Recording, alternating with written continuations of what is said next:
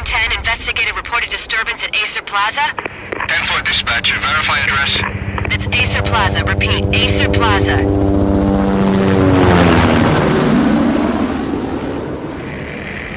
Shots fired on the rooftop. An assault in progress at Acer Plaza. Repeat, an assault in progress.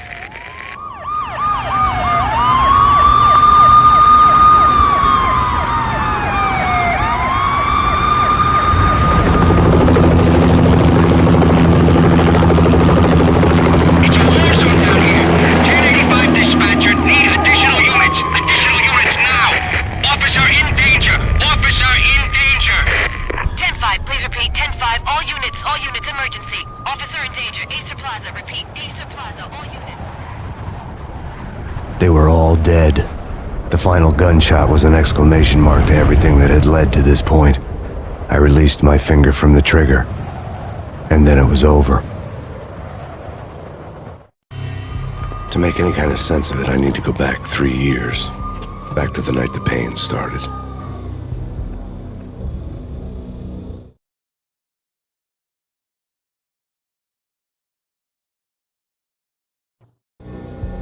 I was still on the force back then. NYPD, Manhattan, Midtown North Precinct, Hell's Kitchen. So when are you coming to work for me, Detective Payne? You'd make me work undercover in some hellhole. Sorry, Alex. Michelle and the baby come first. See? My last smoke. It's bad for the baby. That's you, Max. A regular Boy Scout. See, Alex. Still on for poker Thursday night, right? Like taking candy from a baby. Life was good. The sun setting on a sweet summer's day. Smell of freshly mowed lawns. Sounds of children playing. A house across the river on the Jersey side. Beautiful wife and a baby girl. The American dream come true. Honey, I'm home. But dreams have a nasty habit of going bad when you're not looking. The sun went down with practiced bravado. Twilight crawled across the sky, laden with foreboding.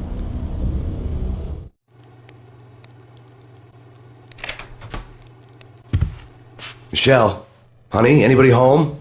I didn't like the way the show started. They'd give me the best seat in the house, front row center.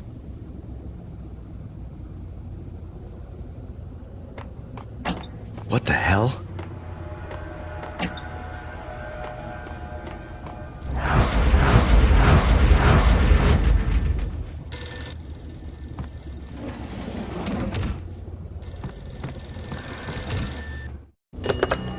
Listen, someone's broken into my house. Call 911.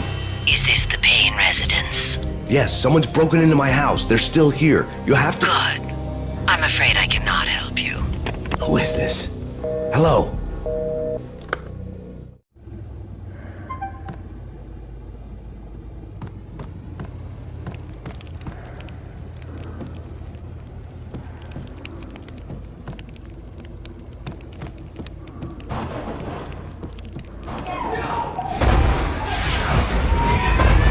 Michelle!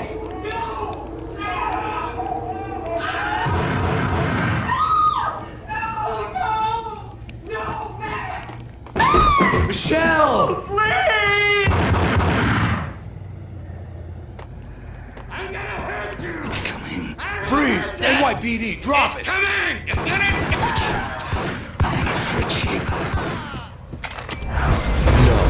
No, please, God, no. The flesh of fallen angels!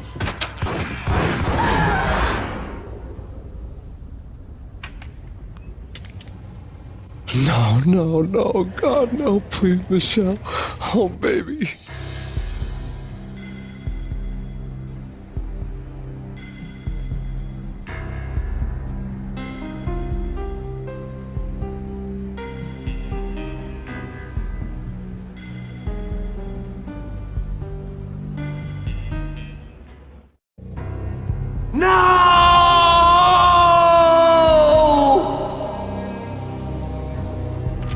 That was 3 years ago.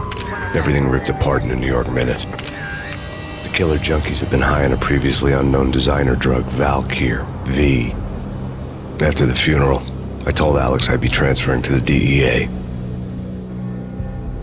It took us 3 long years to get a break in the Valkyr case. Then, finally, 2 months ago, a dime dropper tipped us off that Jack Lupino, a mob boss in the Punchinello crime family, was trafficking. I went undercover, infiltrated the worst mafia family in New York.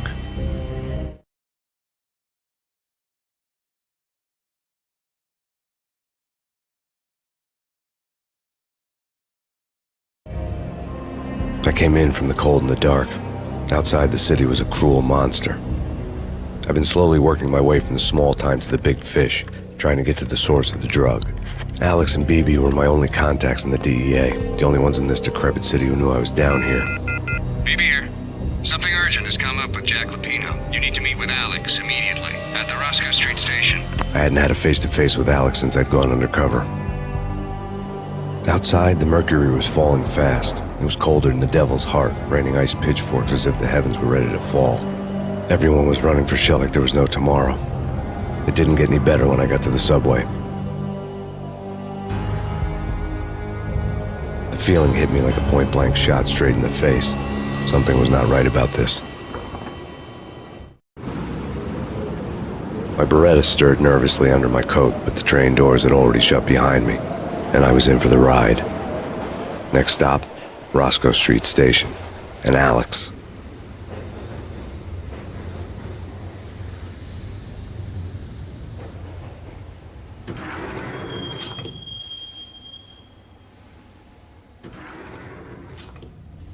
The station was drenched in gloom. Alex was a ghost, nowhere to be seen. I'd have to look for him.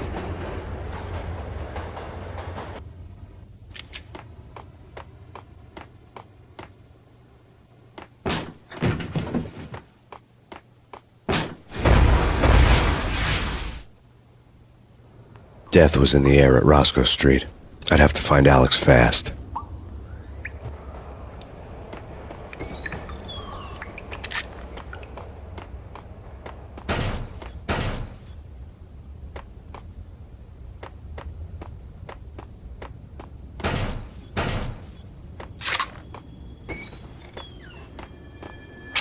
The pills would ease the pain.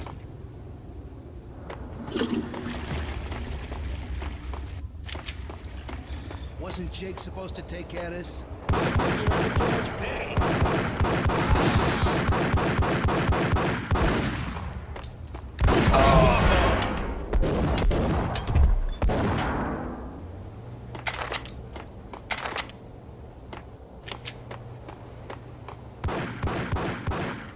Yeah. Dang.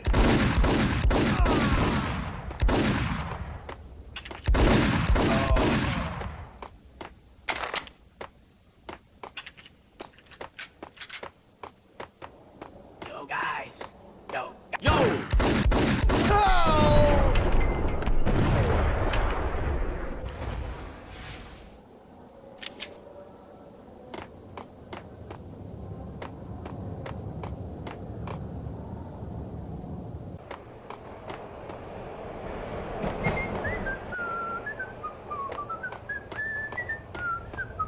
Hey, yeah.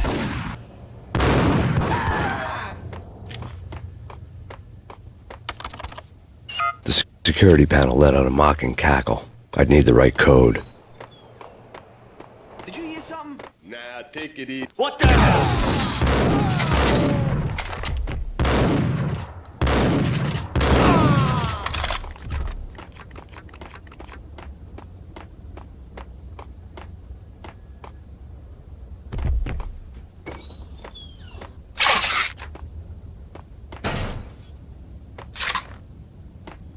While looking for Alex, I had ended up in the middle of a big-time crime operation. Hitting Roscoe Bank. Jack, hey, yeah.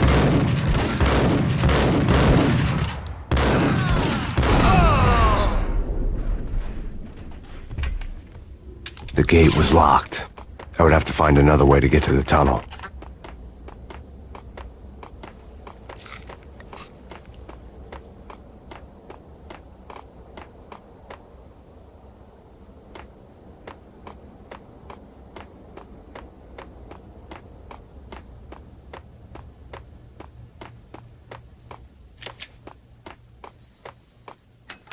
power to the rail had been cut. I'd have to get it back on to get the train moving.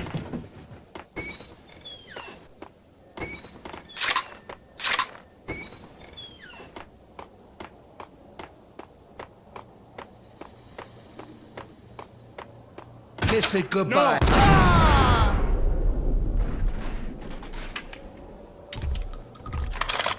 You saved me, man.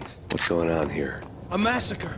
These armed thugs just appeared from nowhere. We need to get help. I can make the call from the control room 1 floor up. Can you take me there? Sure, sounds good. Follow me.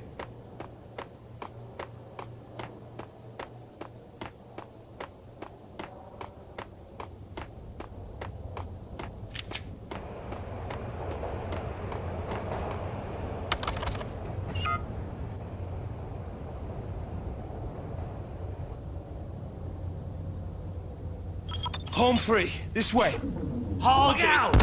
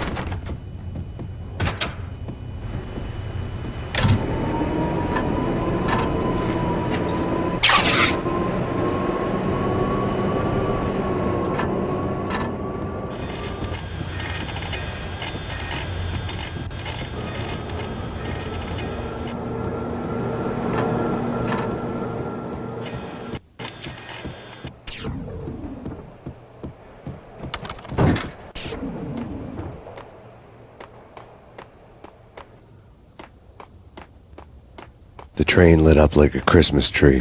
The power was back on.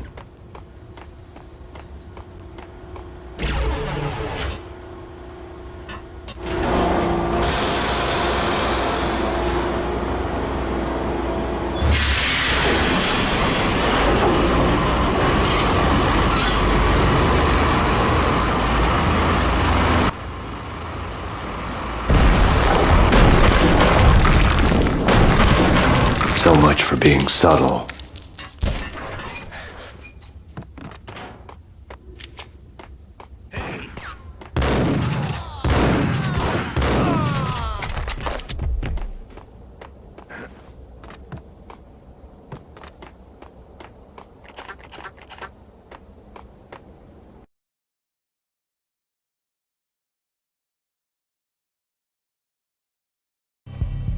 The rusty door led to an abandoned part of the station, closed off since the early 40s. Something big was going down at Roscoe Street. Maybe that's why Alex had wanted to meet me here. Maybe not.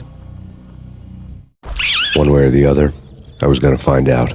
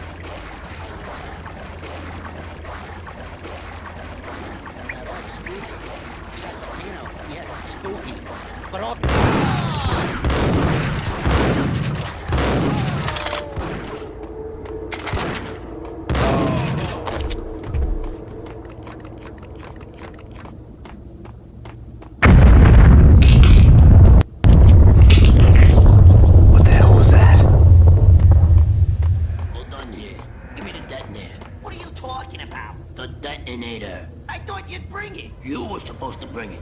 Yeah, right. Yo!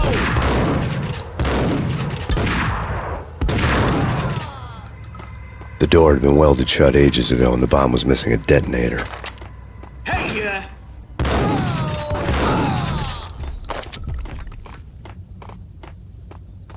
Okay, fellas. The police are on their way. New York's finest are gonna be here soon. So stick to the plan. We've got our own private exit route. In and out, do your thing.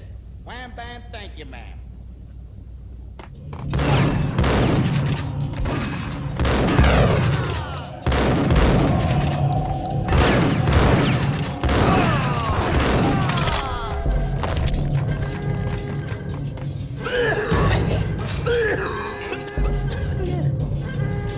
Hold it!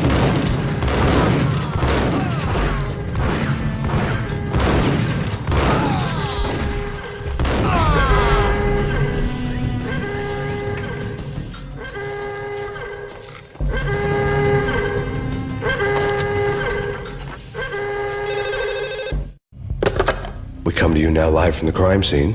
Who is this? Right back at you. This is Deputy Chief Jim Bravura from the NYPD. You are to cease your criminal activities and surrender immediately. Sure thing, Jim. Me and the boys have been talking, and everyone's real sorry. They'll never do it again. Who the hell is this? Being placed at the scene of a bank robbery wouldn't have tipped the odds in my favor.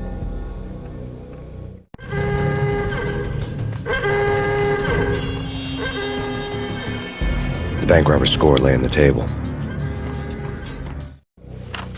The bank robbers have been after Acer Corporation bonds. The Acer success story had recently been on every channel and on the cover of every magazine.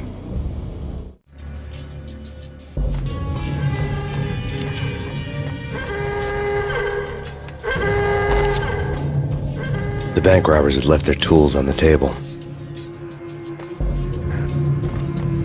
Judging by the detonators, the crooks had bought enough explosives to send Lady Liberty into orbit.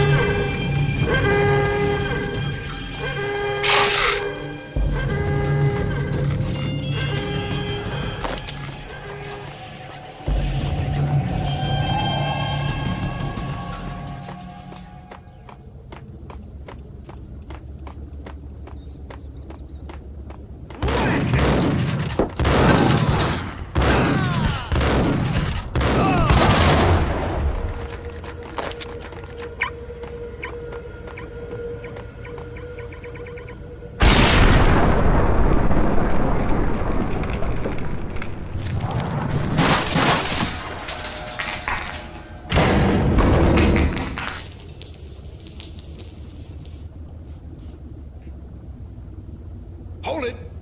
Max! Jesus, you almost gave me a heart attack! I nearly shot you!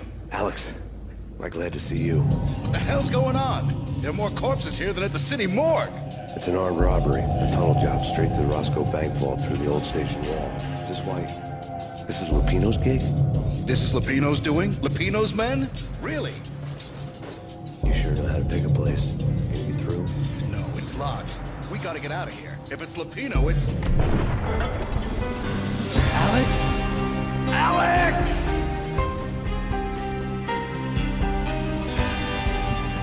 There was nothing I could do. He was dead. I could tell by the empty, accusing stare of his eyes.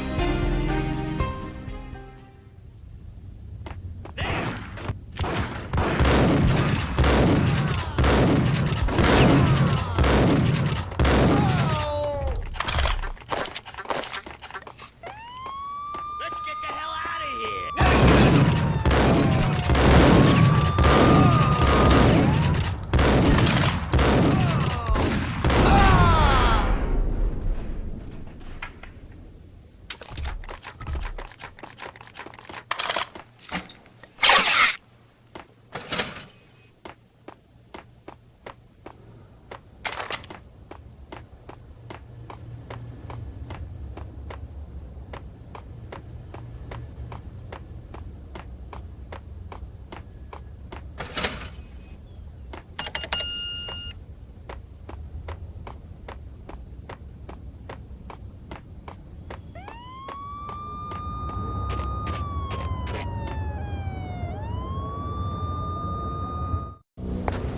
Alex had kept me relatively sane for the past 3 years.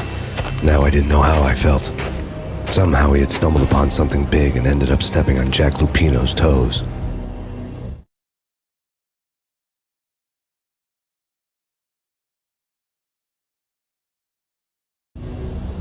Lupino ran his racket of sex, drugs, and contract killings from a sleazy hotel in a slum block of tenements.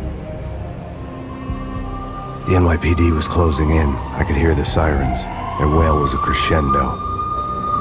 Lupino thought he could get us by taking Alex out and leaving me to take the fall for it. All he had gotten was my attention. I went for the hotel first. It was a sad old thing with flickering lamps and faded colors, cheap mobster punks and tired-eyed prostitutes. I walked straight in, playing at Bogart, like I'd done 100 times before. The place was run by a couple of murdering mobsters with shark smiles. The Finito brothers. Ladies and gentlemen, it's the pain in the butt. Pain to the max. You're killing me. Did you make that up yourselves, or you get some wino downstairs to come up with it? Don't answer that. A rhetorical question. I got something for the boss. Lupino around? That kind of depends on who's asking. A friend or a junk squad plan. Don't answer.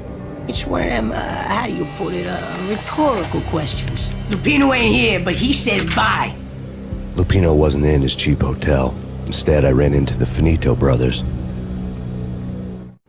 My cover had been blown. The door slammed shut behind me, and then I was dodging bullets like raindrops. Pain in the butt. Ha ha! Pain to the max. Junk squad pain. Gotta take this Carlo City.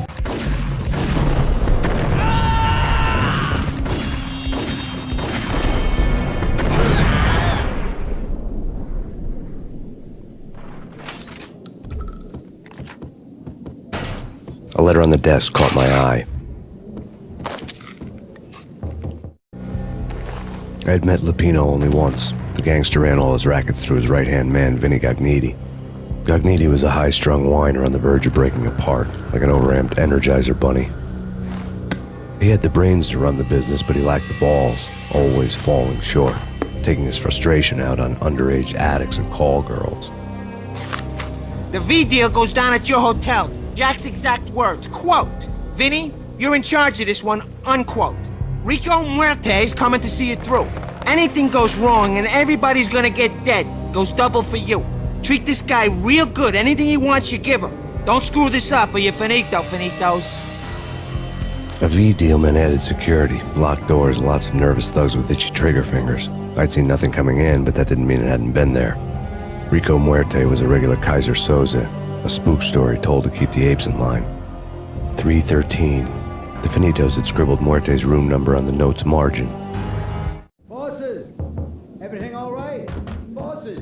Joey, Vigilio, you all right in there? They're not answering. Call the others. Tell them to come quick. Okay, but we can't wait for them. We gotta go in now. Bosses, we're coming in. It's pain!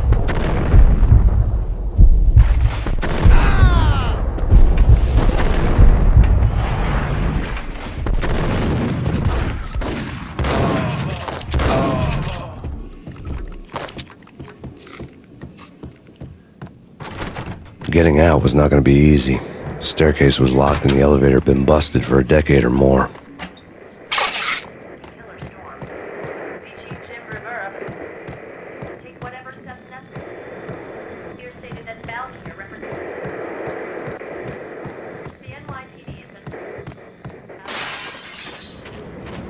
Yeah, something's wrong with the bosses. Payne's there and they're not holding.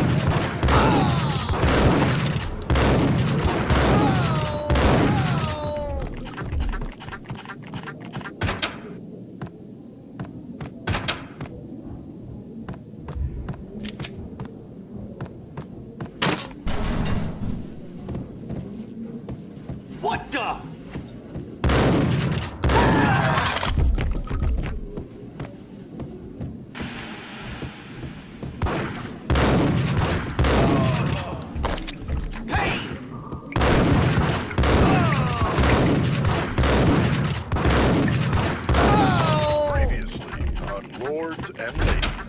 Lady Amelia, Marquis Valentine asks for an audience. Thank you, Lawrence. My lady. My lord.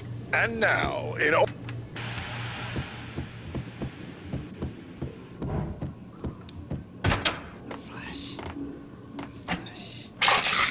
V-head junkies could go off without a warning. I had to be careful. There he is!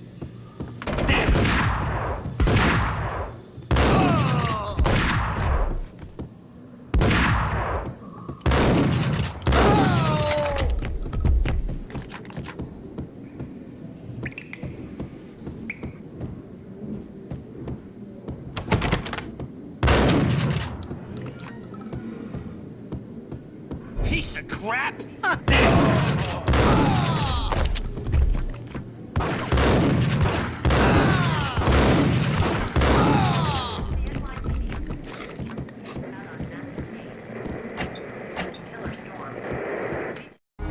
Tonight, the city's fight against the nightmare drug Valkyr took a turn for the worse, as DEA Special Agent Alex Balder was found brutally slain at the Roscoe Street subway station.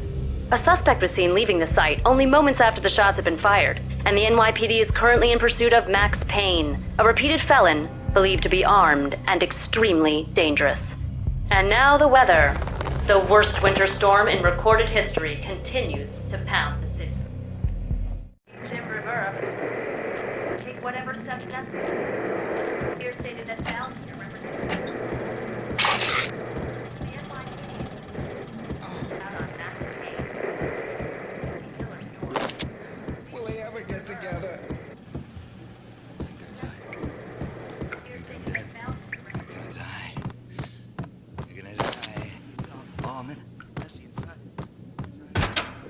Gun him down!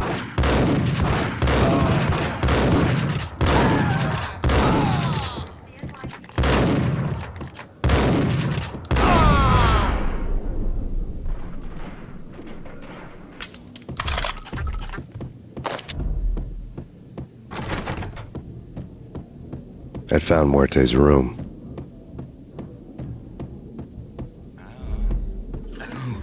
What the? Think I'm dead? I think I died.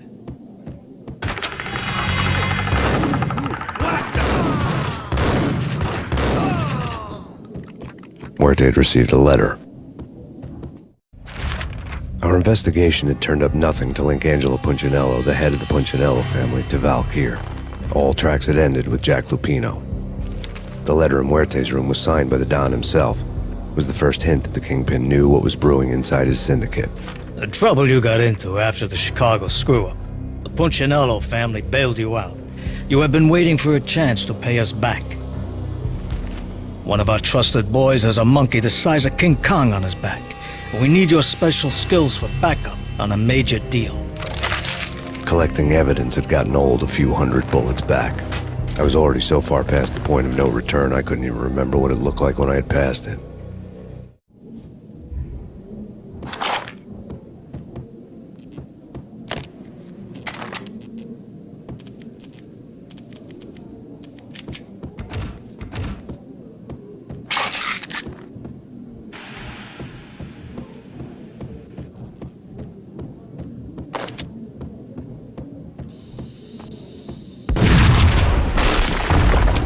What the hell?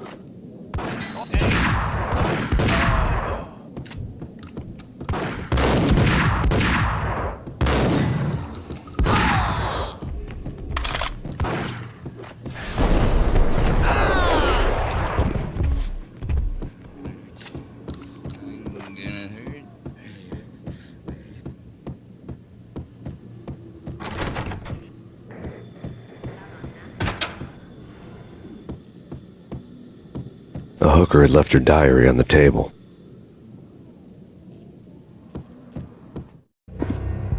The diary belonged to a hooker named Candy Dawn. The read would have made a vice cop blush. Had talks with the mystery hag over the phone again. Sent her the latest One-Eyed Alfred tape. As long as the hag keeps paying for the tapes, the old man could come every day for all I care. She had a nice sideline, making secret X-rated flicks of her clients and selling them to the highest bidder. It would get her killed if her V-fix for the day didn't do it first.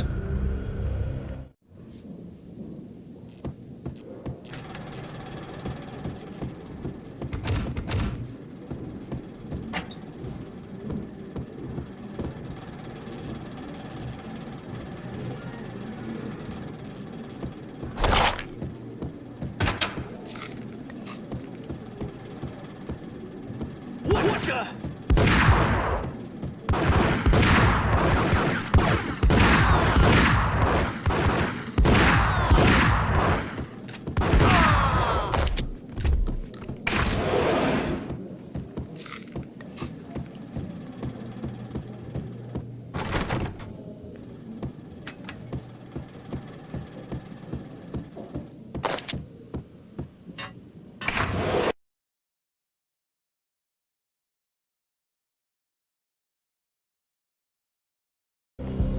The old service elevator rumbled down to the bowels of Jack Lupino's hotel.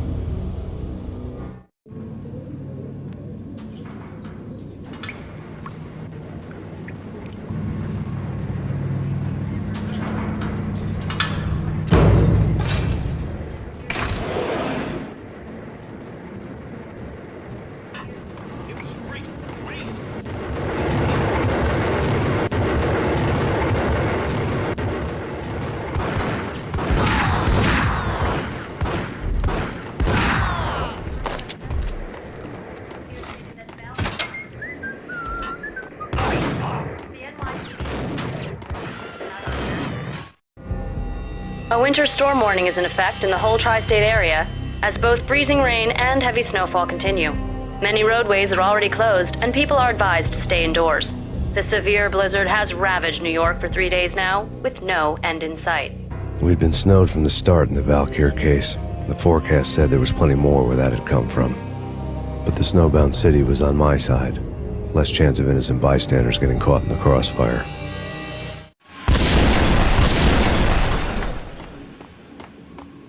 Get him!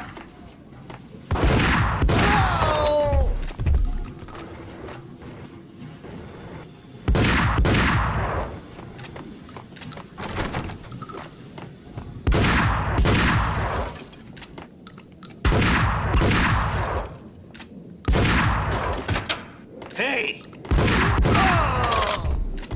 Exhibit number 1, a newspaper. A dead man tied to a chair lay on the boiler room floor. Captain Baseball Bat Boy has an unbeatable track record in superhero death matches. But a six-pack of root beer gets me every time. The murder weapon was a baseball bat, now lying in a pool of drying blood next to a newspaper folded open on a Captain Baseball Bat Boy comic strip.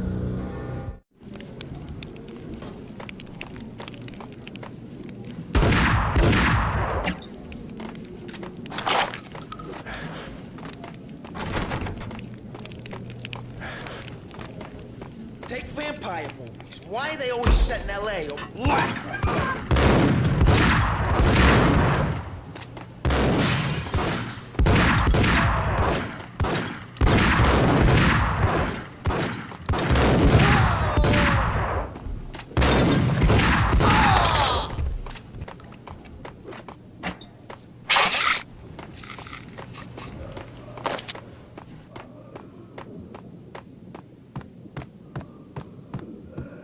Chill with the guns. Trust me, you don't want to piss Muerte off. Gentlemen, let's do business.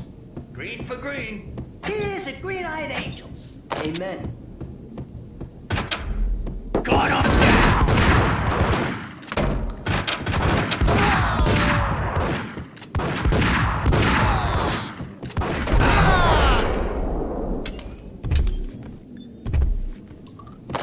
A lifetime ago, this would have gone down as a narcotics arrest. It was dirty money. The transparent cylinders glowed green, full of Valkyr.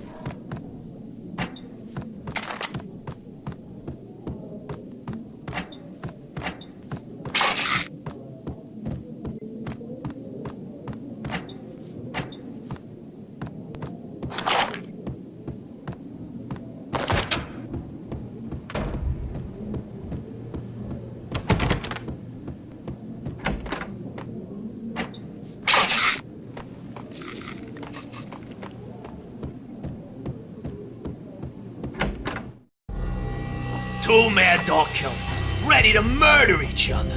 They step into the next room, and I'm thinking, now they're gonna do it. But no.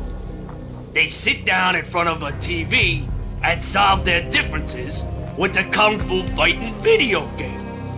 I tell you, Candy, I was so depressed, I strangled them both with the video game cables.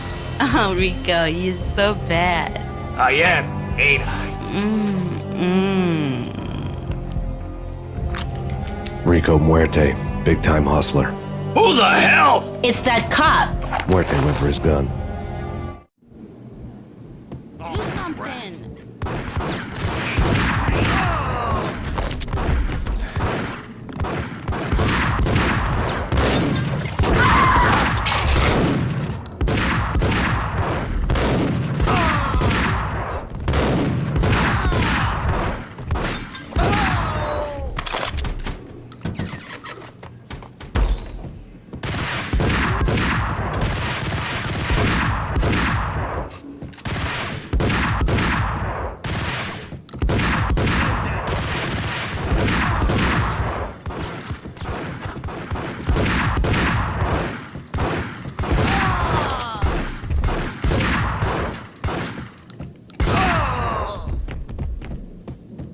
The antique switchboard was still in use. There was an old telephone switchboard in the back room of the reception area, the kind that made phone tapping child's play. It wasn't hard to picture a fat pimp sweating with headphones on, listening to his hookers talk dirty and fake orgasms over a web of party lines, the blood veins of New York. Right now, there was a different set of moans and groans going on. Boss, Corneli, it's Max Payne. He came, started capping us. He killed. Are you freaking kidding me? He's just one lousy cop. You better be freaking kidding me. Whack him. What's the freaking problem? Hello? Answer me. Hello? The word was out. A deadly virus released into the city's corrupt circulatory system. Something wicked this way comes. Max Payne at large.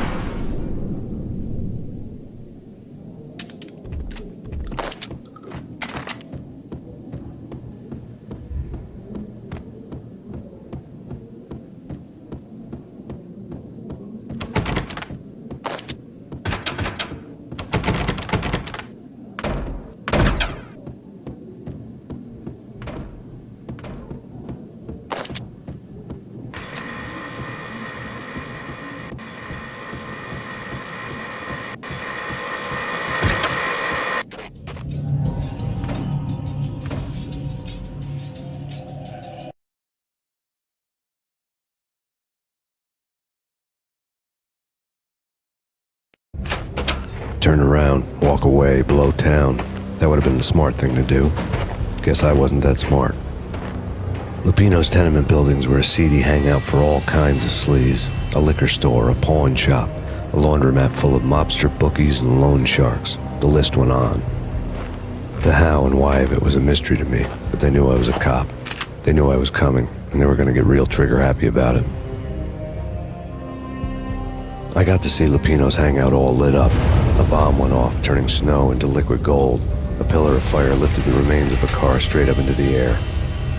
The flames were highlighted on the hood of a black Mercedes-Benz as it coasted down the street real slow, as if the driver didn't have a worry in the world. I got a good look at the man riding shotgun. It was Vladimir, the head of the local Russian mob, the fly in Don Punchinello's soup. The ringing in my ears was the sound of a mob war being waged.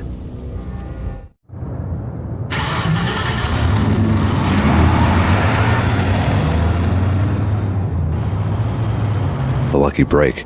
The goons inside were spooked, but luck always came with a price tag. More bombs could still be ticking inside, and the cops would already be on their way. Jack Lupino's suite was on the top floor. At least it used to be, before the explosive makeover.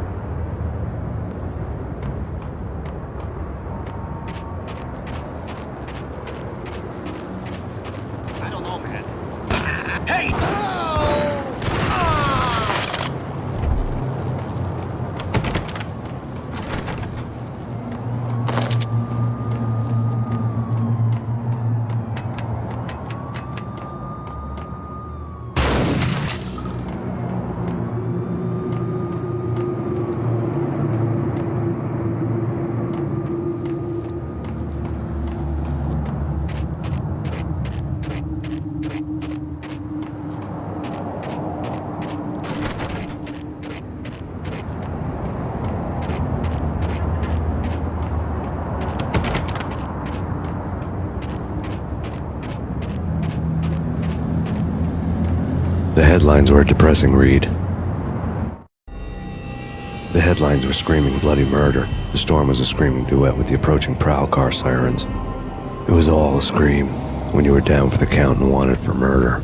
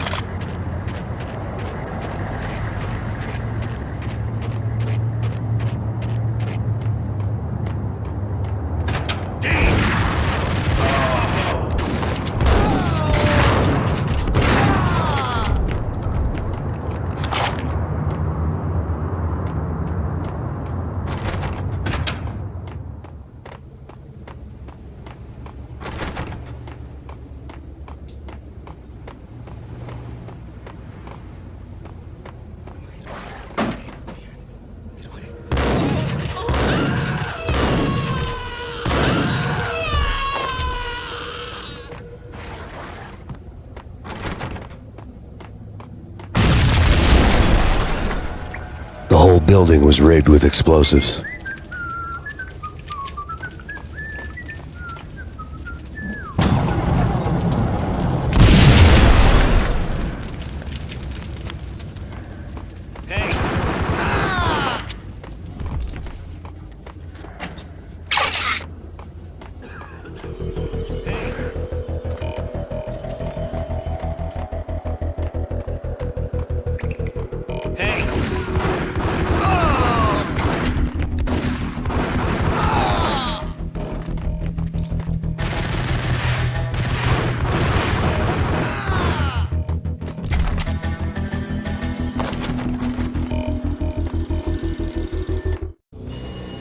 A beaten-up phone in the entrance hall was ringing. It could have been just a junkie in need of a fix, but it turned out to be something more sinister than that. Am I speaking to Mr. Payne? Who wants to know? My name is Alfred Woden. You must hurry. The police are on their way. Tell me something I don't know. They know you're there. How? And what's it to you? I will contact you again. The cops arrived, sirens singing in the off-key harmony of a manic-depressive choir. I had a few minutes while the SWAT team would go through their usual routine. By the time they busted in, I needed to be long gone. Max Payne, this is Deputy Chief Jim Bravura from the NYPD. Drop your weapons and come out with your hands above your head.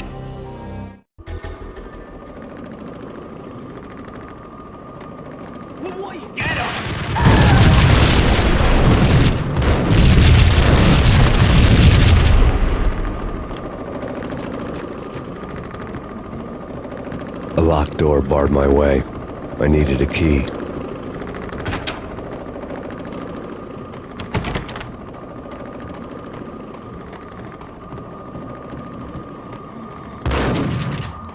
Someone had left a letter on the counter. There was a key on the shelf. Suddenly it all made sense. The bombs, the Russian mob boss making an appearance in person. Gagniti was his usual self. All talk and no walk. After our hit, the Russian has only a couple of guns left, and they can be bought. There's no freaking way he has the guts to try anything after that. As it turned out, the Russian had plenty of guts. One thing you could count on, you push a man too far and sooner or later he'd start pushing back.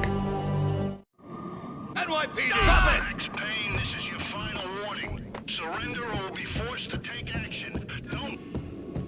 I couldn't get past the door without a key.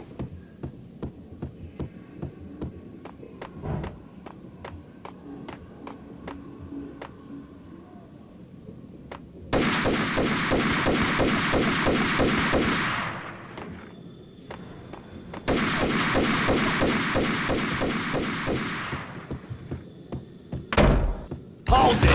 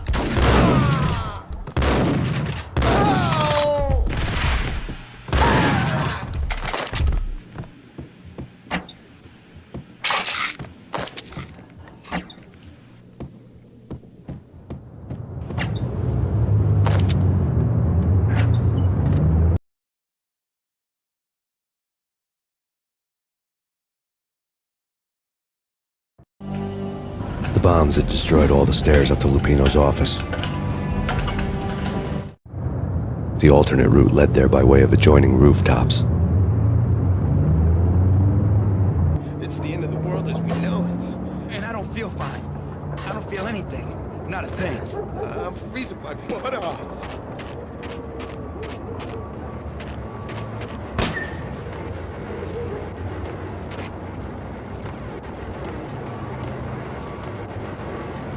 To get to the roof, I'd need to get to the elevator through the locked door up ahead.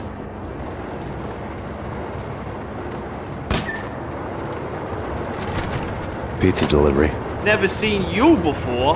Buzz off, Joker.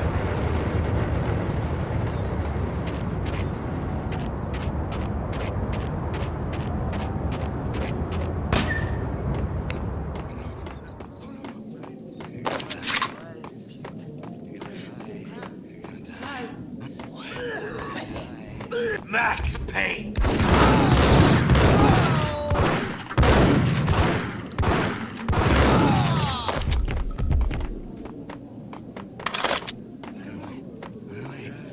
Yo!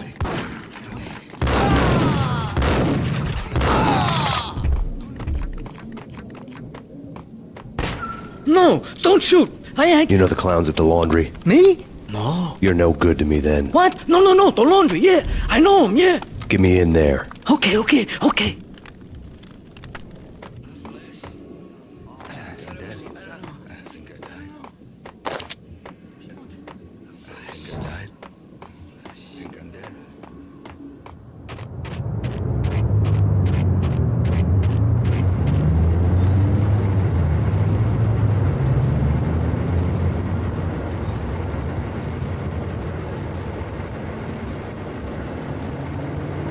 It's me. Open up. Let me in, quick. Not so fast. The password. John Woo. Come on. Okay, John Woo. All right. Come right in. It's a trap! It's Payne!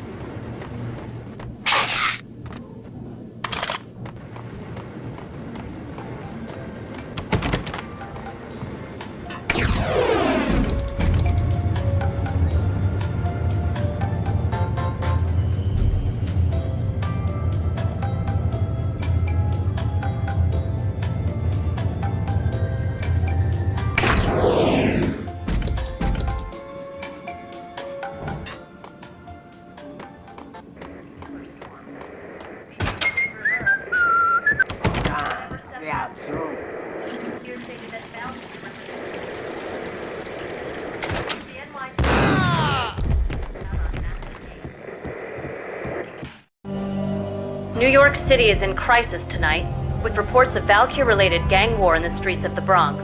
Apparently, Max Payne, wanted for questioning in connection with the slaying of a DEA special agent earlier tonight, is waging a one-man war against his former partners in crime. Among the listed casualties so far are notorious mafia members Joey and Virgilio Finito, as well as Rico Muerte, himself a fugitive from the law, and a suspect for several murders in the Chicago area. The NYPD has been placed on full alert. A citywide APB has been put out on Max Payne. Deputy Chief Jim Bravura has promised to take whatever steps necessary to bring him to justice. What those steps may be remains to be seen. For NYCNN TV News, this is Kira Silver.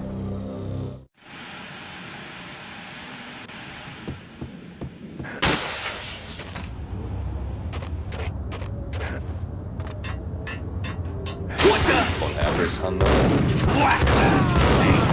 don't want to go there. It's the last place. But that's where I always end up anyway.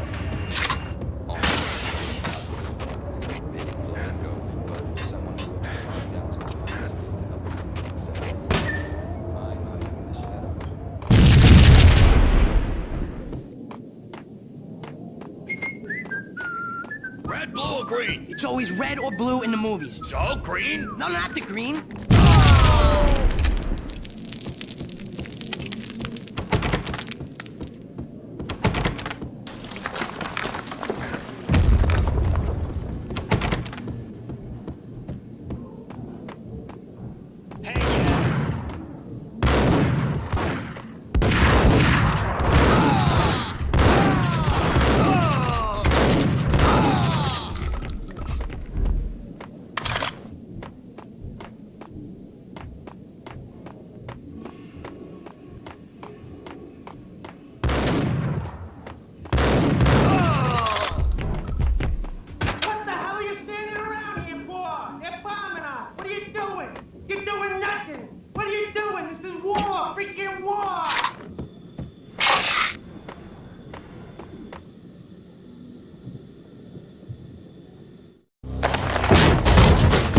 Vinny Gognitti, just the man I've been killing to see. Payne? Freaking fed! I knew from day one there was something screwy about you. What do you think you're doing? You're a freaking cop. You ain't got squat on us. You can't just come in here waving your piece like it meant something.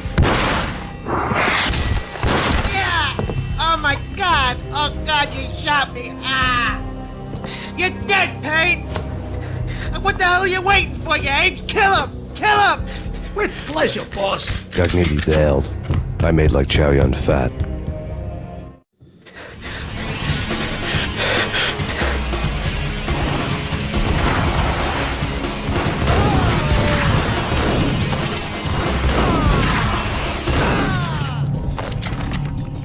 A crumpled letter lay on Gognitti's desk.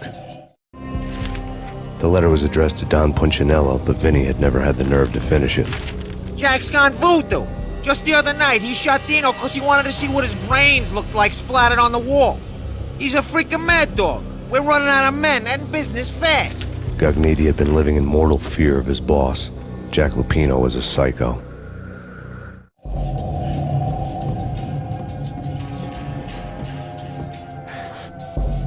Vinny Gognitti was running scared.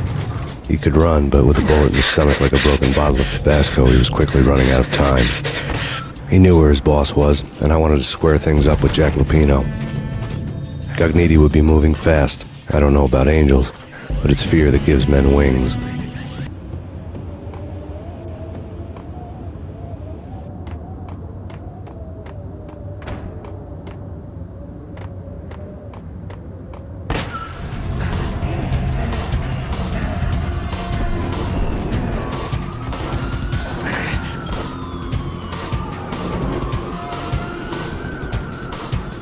Gognitti hitched a ride. To catch him, I'd have to follow his lead.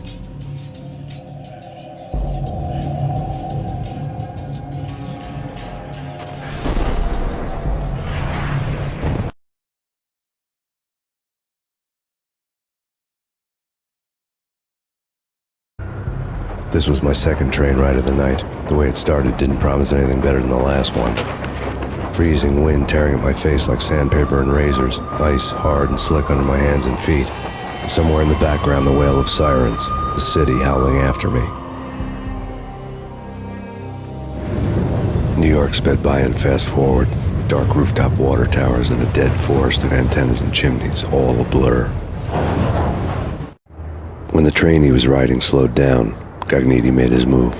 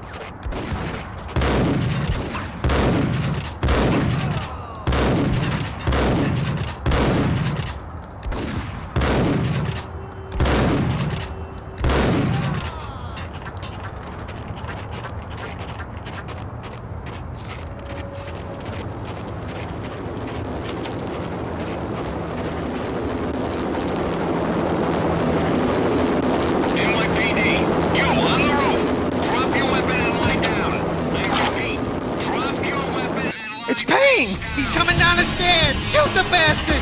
Okay, boss, you got it. No problem. All right.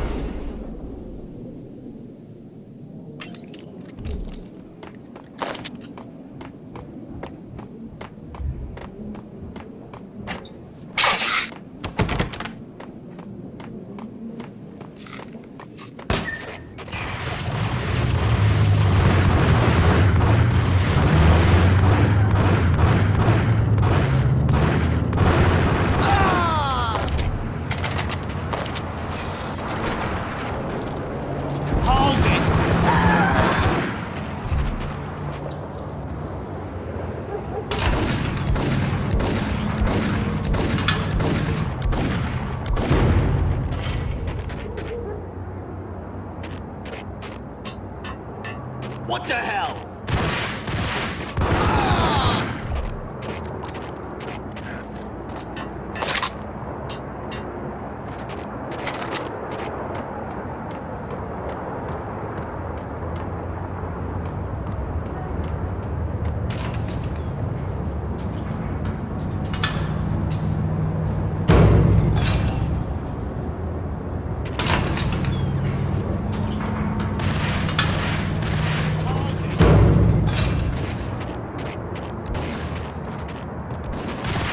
Get him!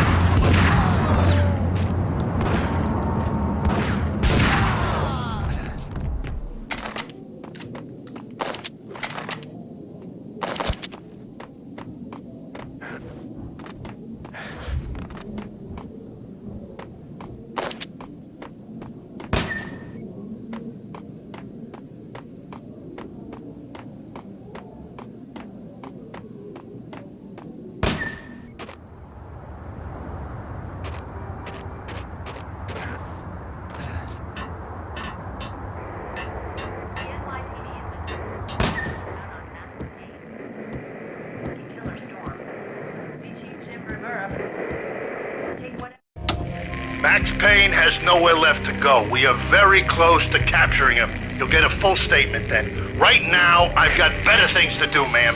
That was Deputy Chief Jim Rivera from the NYPD with no further comment at this time. Apart from his suspicious food habits, I figured Bravura to be one of the good guys. Fate had just dropped us on different sides in this. But when it came to capturing me, he was way out of his league. I had already ditched the cops a couple of rooftops back. For now.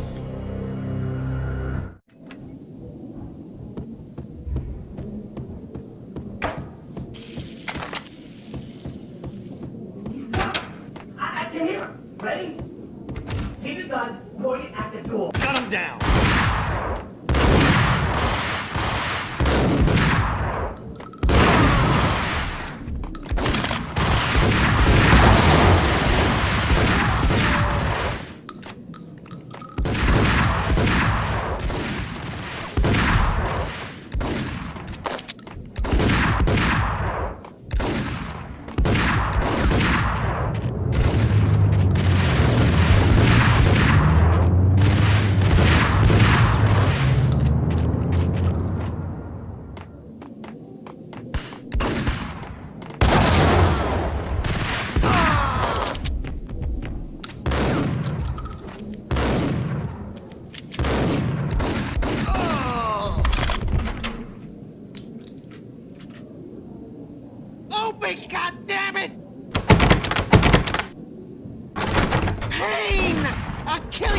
bloody freaking cop!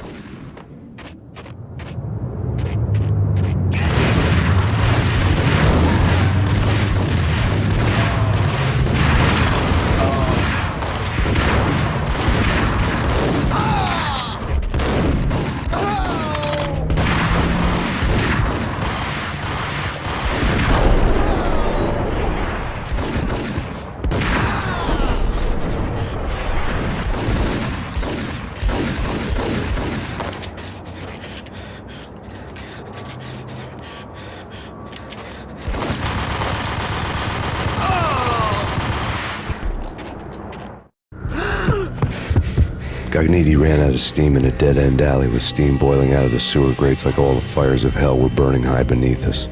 It was shakedown time. Where's Lupino? Screw you! Bad start, Vinny. Ah! Police brutality! I rate pretty high on that. You can't just hurt me in cold blood! Just keep telling yourself that. Listen good, Candyman. I'm not gonna be anybody's fall guy. I wanna know where your boss is hiding. There was no glory in this. I hadn't asked for this crap. Trouble had come to me in big dark swarms. The good and the just were like gold dust in the city. I had no illusions. I was not one of them. I was no hero. Just me and the gun and the crook. My options had decreased to a singular course. I'll tell you, just don't hurt me no more. Lupino's at Ragnarok, the nightclub. Book me, take me, hold me to the freaking jail, just don't hurt me. Your rights will be read at your funeral.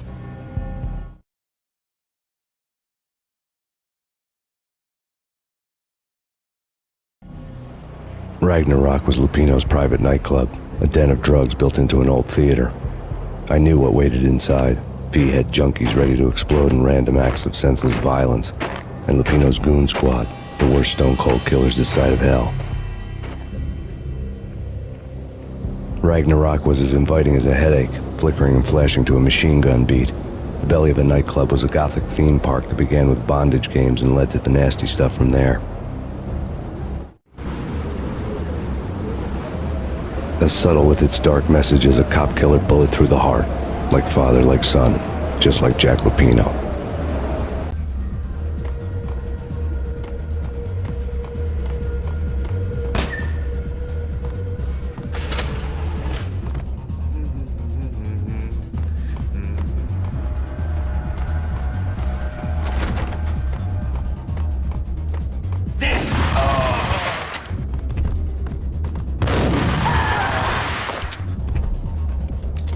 The book had never been a bestseller. Given the setting, I was surprised to find that somebody had been passing time reading. The paperback was entitled, The Age of Murder and Storm. The blurb on the back mentioned Norse mythos and Ragnarok, the end of a Viking world with a terrible winter that covered the earth in ice, when vile crimes were rampant and all humanity lost. I could see how somebody impressionable might get it into their head that we were at the end of time. I was also beginning to see what the nightclub and its owner were all about.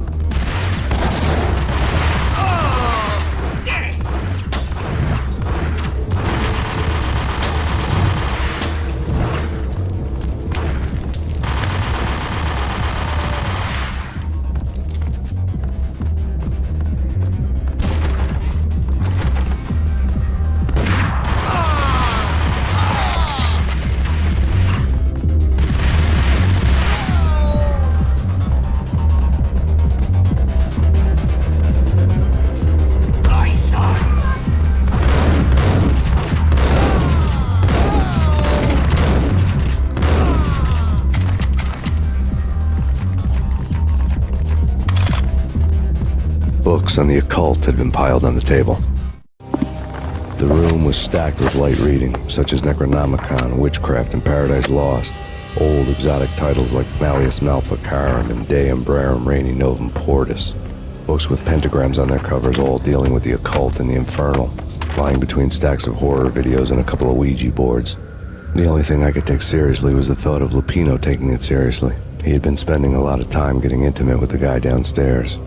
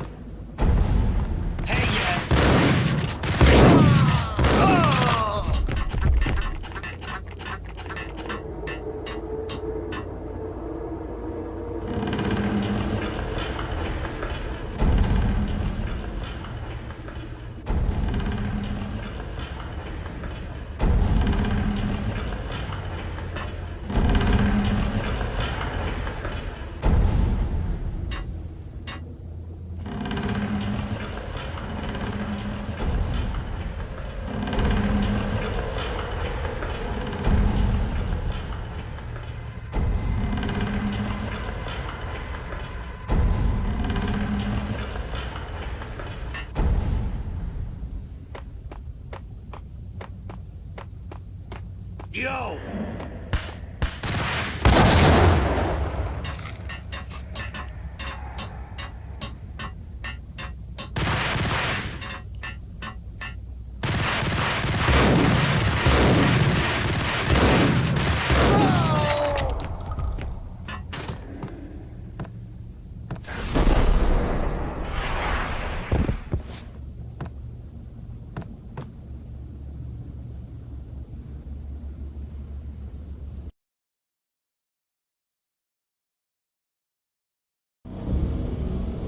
The backstage area led to Lupino's inner sanctum.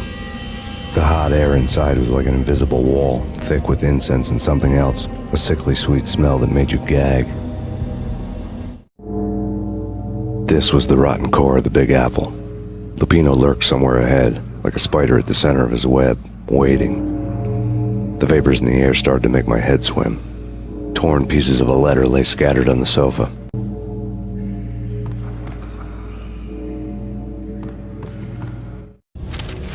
Punchinello had threatened Lupino in writing. The note had been torn to pieces, bloody fingerprints all over them. Don't want you to think that one of my boys is not playing with a full deck. Shape up, Jack. We are running a business here. I'd hate to send the trio to strong-arm you. The trio were the Don's notorious henchmen. It was obvious that Lupino hadn't been intimidated by the threat. Lupino's notes covered the table. Jack Lupino was crazy, all right. The table was scattered with notes of demented arcane nonsense written in rusty blood, a mishmash list of demons, devils, and dark gods evoked. Beelzebub, Asmodeus, Baphomet, Lucifer, Loki, Cthulhu, Lilith, Hela, blood given to you all. He was after that old Faustian deal, your soul for power and fortune. Just sign on the dotted line with your blood. Lupino's notebook lay on the pedestal. Jack Lupino was crazy, all right.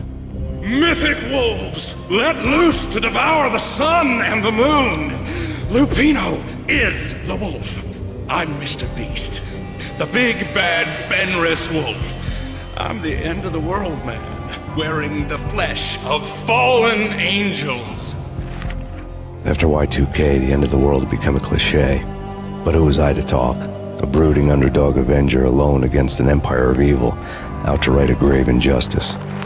Everything was subjective. There were only personal apocalypses. Nothing is a cliché when it's happening to you. The flesh of fallen angels! Come to me all! Astaroth, Beelzebub, Asmodeus, Baphomet, Lucifer, Loki, Satan, Cthulhu, Lilith, Hela! Blood to you all! Secret, living under the skin of reality. I've seen it. The corruption of flesh. Oh! I'm the wolf, yeah! I am the wolf!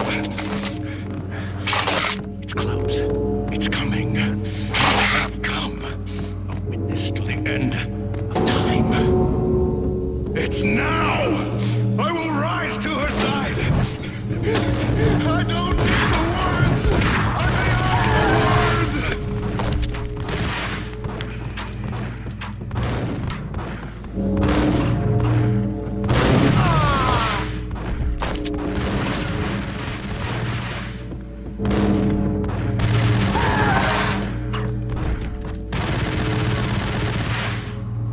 What the hell?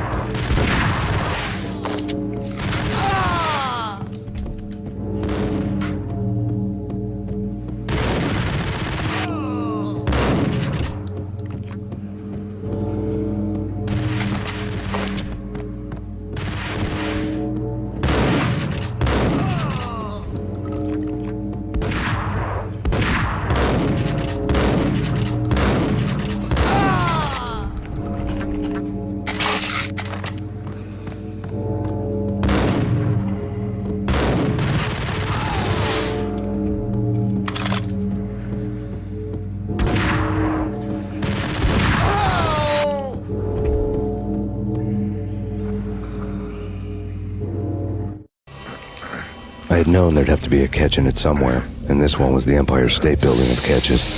Lupino was pumped up and dying to go 15 rounds with a mutant alligator. And then he started this spooky monkey talk, straight from a bad dream. Mine. I have tasted the flesh of fallen angels.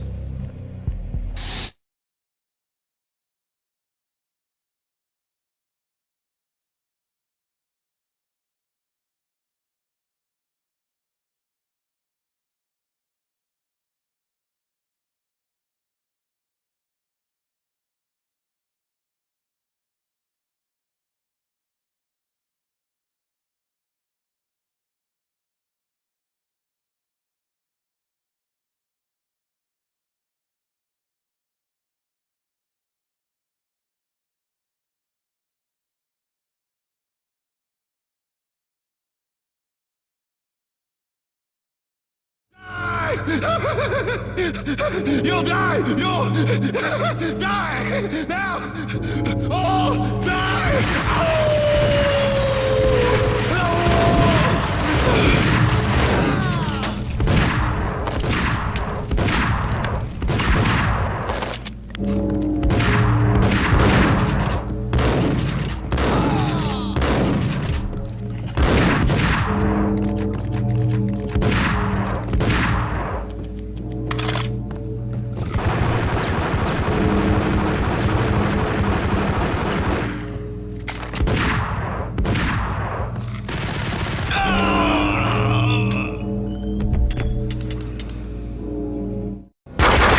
Lupino finally went down. I wanted to make real sure he'd stay that way. V was a bad monster. Turned them into friggin' zombie demons from outer space. I think he's dead already. Huh? And that's when it happened. But dead or not, you've got the wrong guy.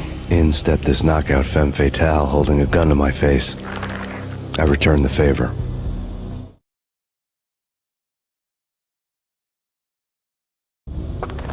Lisa Punchinello. Lisa Punchinello was the Don's wife. Mona Sachs. Lisa's evil twin. Your safety's off, evil twin. You might hurt someone with that gun of yours. Lisa's the damsel in distress. I'm the professional. I'd blow you away without batting an eye. Sure, and you can check out my credentials splattered all over this joint. Jack couldn't have framed you. Not the state he was in. We're after the same slime bag. Angelo Punchinello's the one who murdered your friend and framed you with it. You know this for a fact. I've got my sources. I don't have a clue these days. I just shoot them as they come. Who put a contract on the Archfiend? This one's mine. I hate the guts of that sadistic wife-beater. Why not pool our bullets for this one? I thought you'd never ask. My finger was starting to twitch. How do you like your whiskey? I'm easy, as long as you don't try to slip me a Mickey.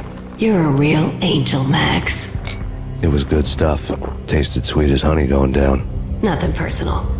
Can't risk you going berserk and getting Lisa killed.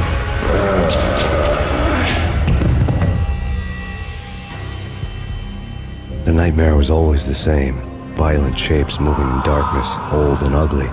The killer's mad laughter was a riddle filled with wicked innuendo.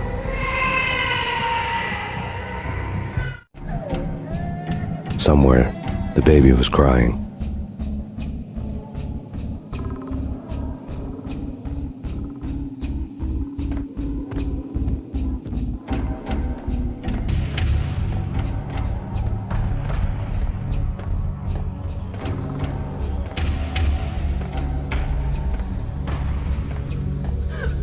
Max, no, please, Max. Why? I didn't mean to. I'm sorry.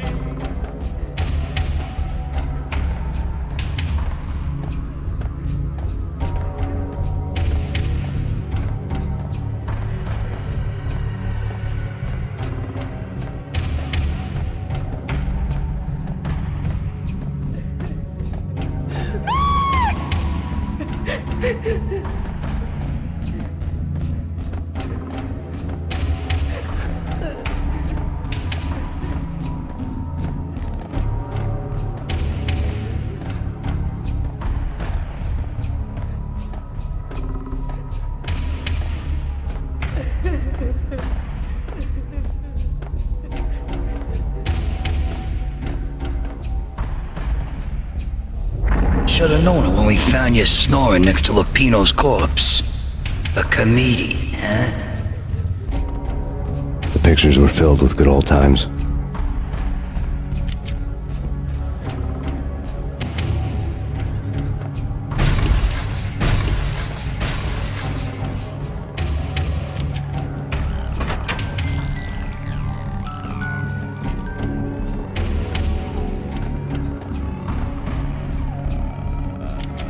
I really love to watch cartoons. Captain Baseball Bat Boy's my favorite.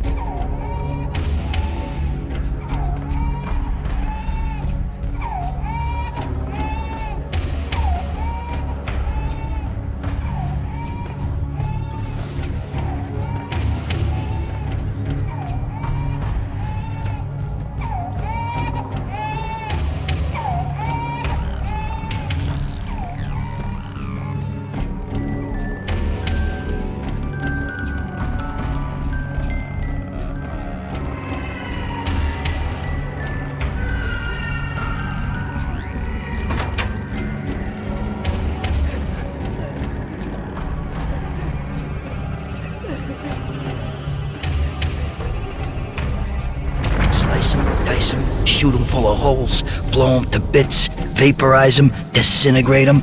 No matter what you do, they'll still be back, good as new. Michelle's diary lay on the table. Max, no, please, Max. Why? I didn't mean to. I'm sorry.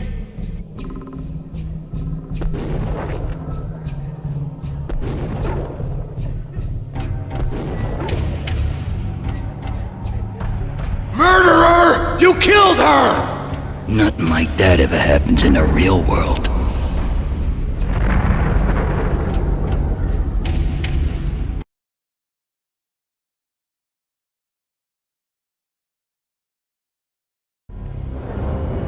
I woke up in a bad dream. My head felt 2 sizes too small for my brain. Max Payne. I envy your name. And the killer was smiling. Pleased to meet you. I'm Frankie the Bat Niagara. Niagara, as in you cry a lot? He had a baseball bat and I was tied to a chair. Pissing him off was the smart thing to do.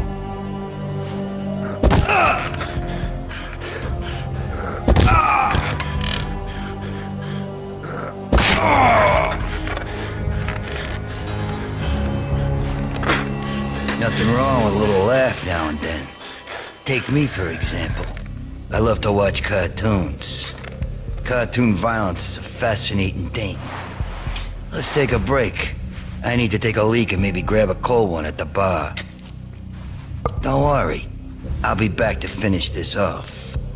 And then, it's checkout time. You play, you pay, you bastard. He swaggered out, and the door clanged shut behind him, locks clicking into place. Everyone makes mistakes.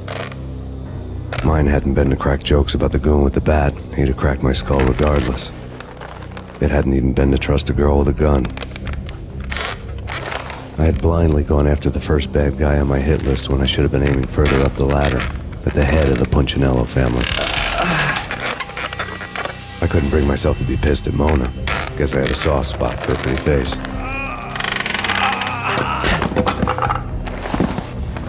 But when somebody decides to play baseball with your head, you tend to get sore. They had dragged me back to the basement of Lupino's hotel. I was beaten, bruised, and blue. I felt like the chair I had broken to get free.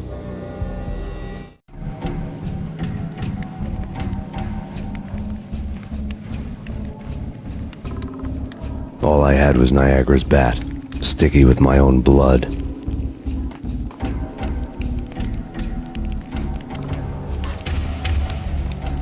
Without a gun, I'd be no match for Frankie's men. I'd have to play hide and seek with them.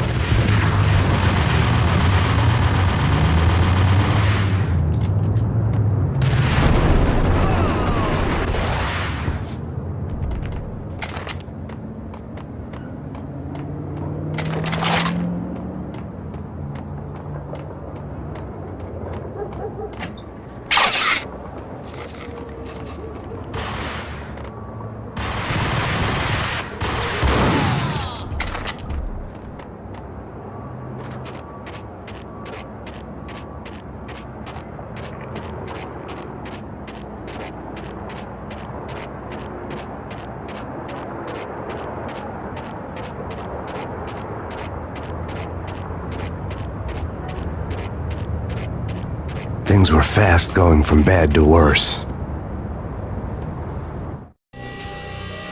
The men in blue had come and gone.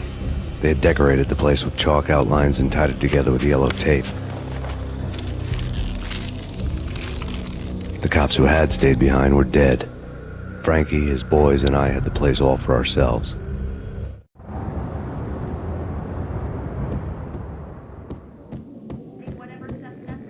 Just forget about it. Just forget about it. Hey, just forget about it.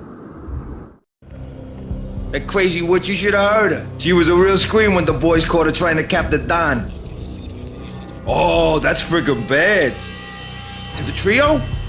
That's even worse than what Frankie's doing to that poor bastard downstairs. She's gonna take a long time to die. The mobster muscle on the phone was talking about Mona.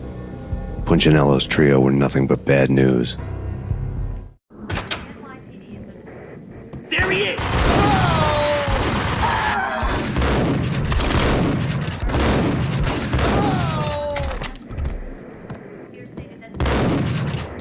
More evidence that Punchinello didn't like me much.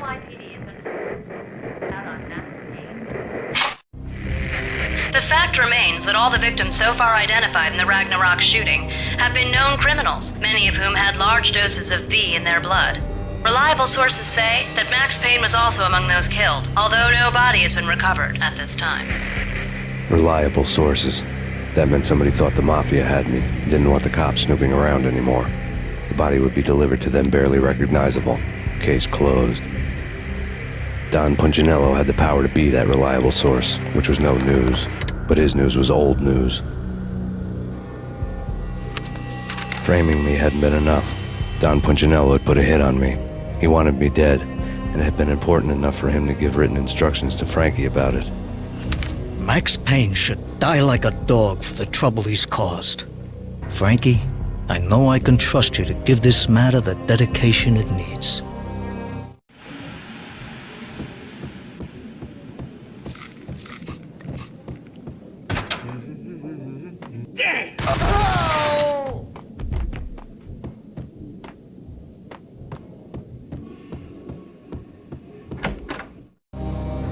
The hotel bar was fast developing quite a history.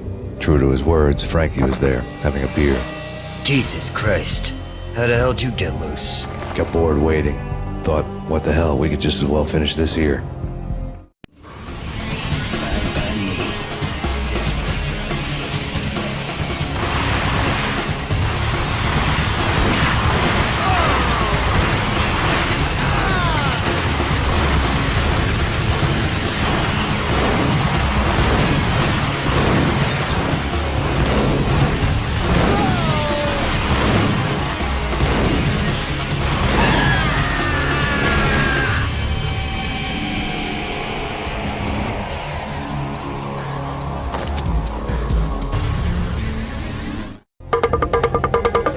Thank you. You've been a lovely audience. Had enough? I don't play with girls anyway. Unfair! I spotted the tail as soon as I left the hotel. A big black Mercedes. I'd seen the car before. That time it had heralded impressive explosions. Vladimir was back. Bang. You're dead, Max Payne. I might have laughed if I remembered how. What's this supposed to be? Cops and robbers? Look, you want something with me? Get in line. Peace, man. Relax. You know you are a real news item. Armed and dangerous. I am going to make you an offer you can't refuse. I've always wanted to say that. It's a bum rap. I've been framed. That's a moot point. Whatever you did or did not do, I'm sure you had good reason for doing it. Want to hear me out? I'm listening.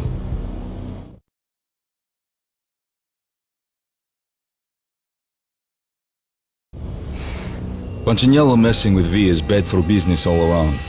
But that's not all. There is this guy, Boris Dime, used to pull jobs for me. He's the captain of the cargo ship Charon. Now the bastard turncoat has gone over to the other side, Punchinello's. The ship's loaded with high-res hardware, guns, my business. If Punchinello gets hold of that cargo, he's won and I have lost. and you'll have your work cut out for you. If you want to get to Punchinello, you'll need heavy-duty persuaders. I am just the man to get them for you. Change the ship back under my flag, maybe pop 2 in the traitor Dime's head while you're at it. You'll get enough guns to start the apocalypse. You in or out? Let's get this show on the road. Vladimir was one of those old-time bad guys with honor and morals, which made him almost one of the good guys. None of us was a saint. The Brooklyn riverfront was a maze of rusty containers, sharp-boned cranes looming up from the snowstorm. On a night like this, you couldn't help but think of the dark army of dead men sleeping with the fishes, cement shoes in line. No Minotaur lurked in this labyrinth, but somewhere out there, on the clanking deck of his cargo freighter, the skipper of the Cheiron was waiting, like the ferryman of the River Styx.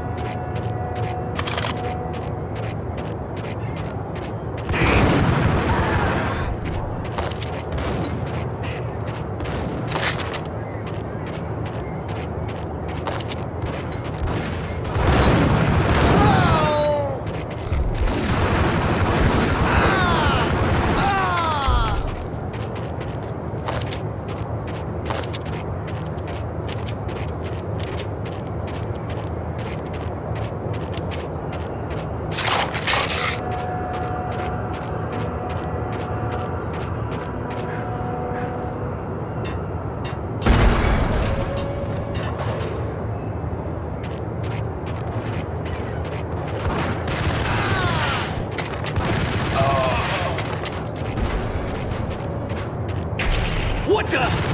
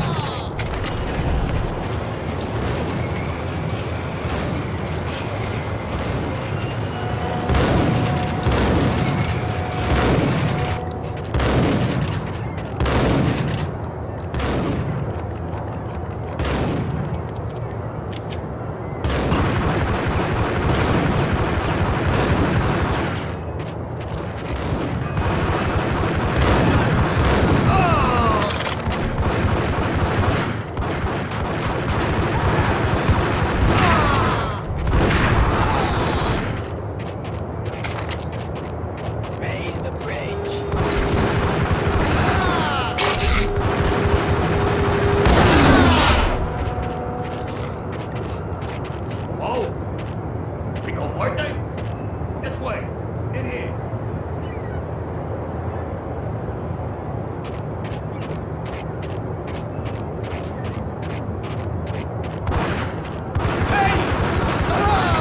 I doubted the letter was a receipt.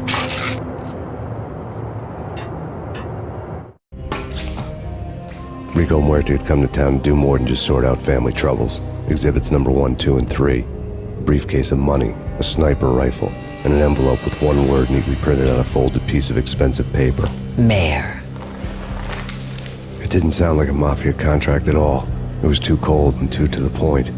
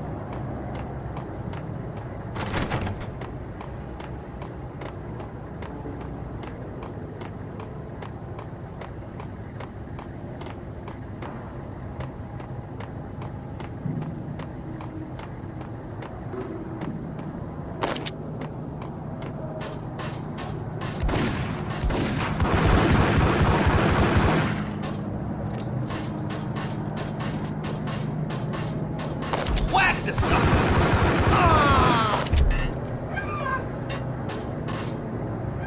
I had found Boris Dime's ship.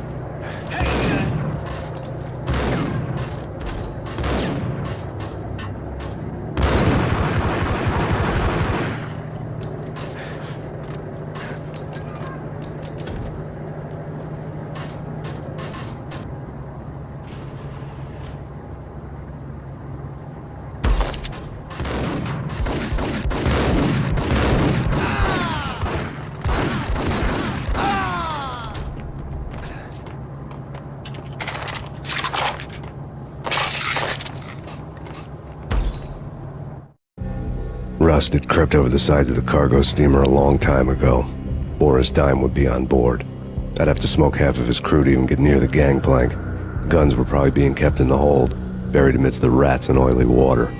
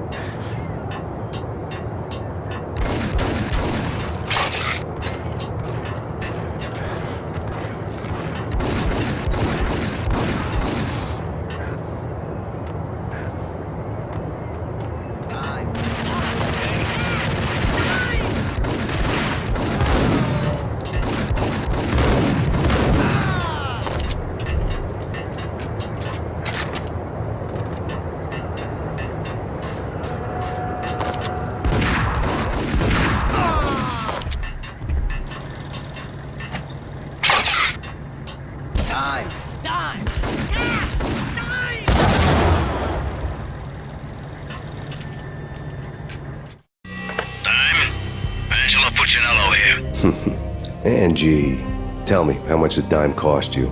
I bet it was more than his name. Max Payne. Right the first time. You're dead, punk. You sure you're not confusing me with Boris here? But you are right, of course.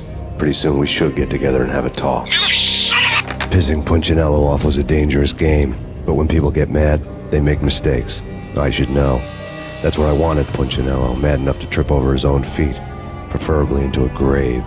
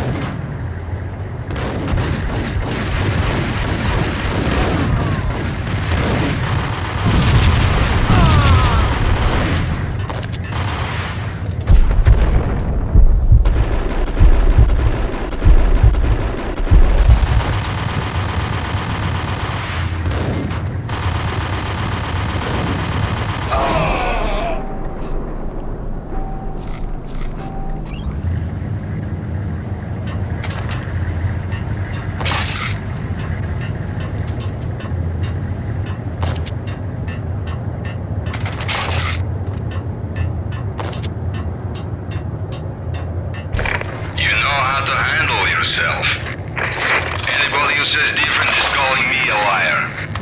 Glad we're here. Collect all the guns and ammo you want. Meet me on the bridge afterwards.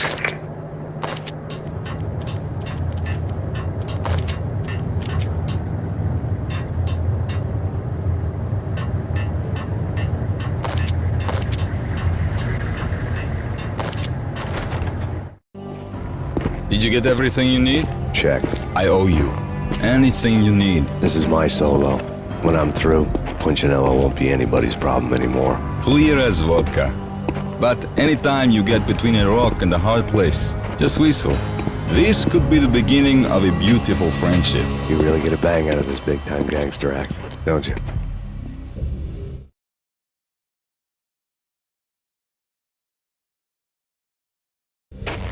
Even with all this firepower, I figured I couldn't get to Punchinello at his manor. I could only hope that he wouldn't pass a chance to hear me beg, to see he's won. This is Max Payne. I want to cut a deal. Payne, you're a dead man. That's what everybody keeps telling me. I got your ship and her cargo. I want to meet. No pain, no gain. Capiche? You know my restaurant? Yeah, I know it. 1 hour. Punchinello's restaurant had seen better days. Snow was falling like ashes from post-apocalyptic skies, but that was outside. Things would soon get hot in the Don's restaurant. I knew it was a long shot, Angelo Punchinello actually showing up, but there was no crime in hoping.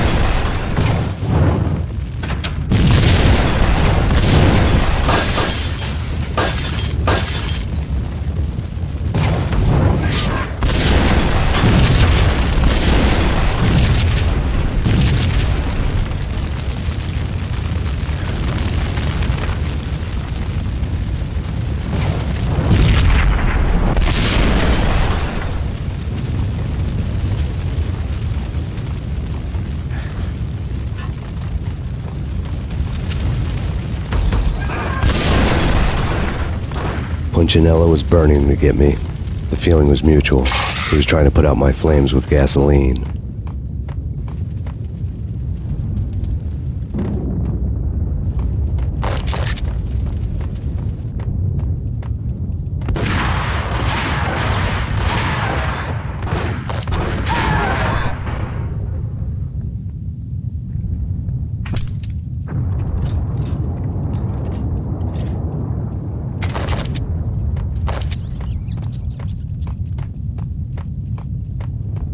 The mobsters have been guarding a real treasure. The way out of this disco inferno. There he is.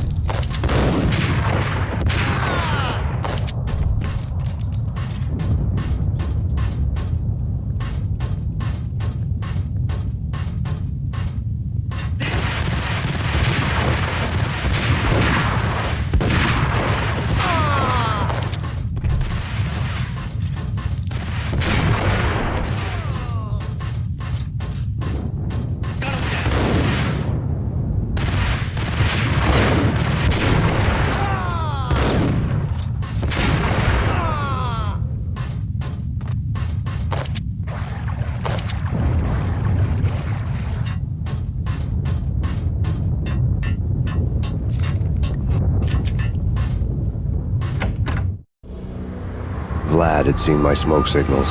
The Mercedes was revving to go, almost drowning out the Banshee wail of the sirens. You coming? We'll drop you off at the Punchinello Manor. Sounds good to me. When this is over, look me up. I could use a professional like you. I'll keep that in mind.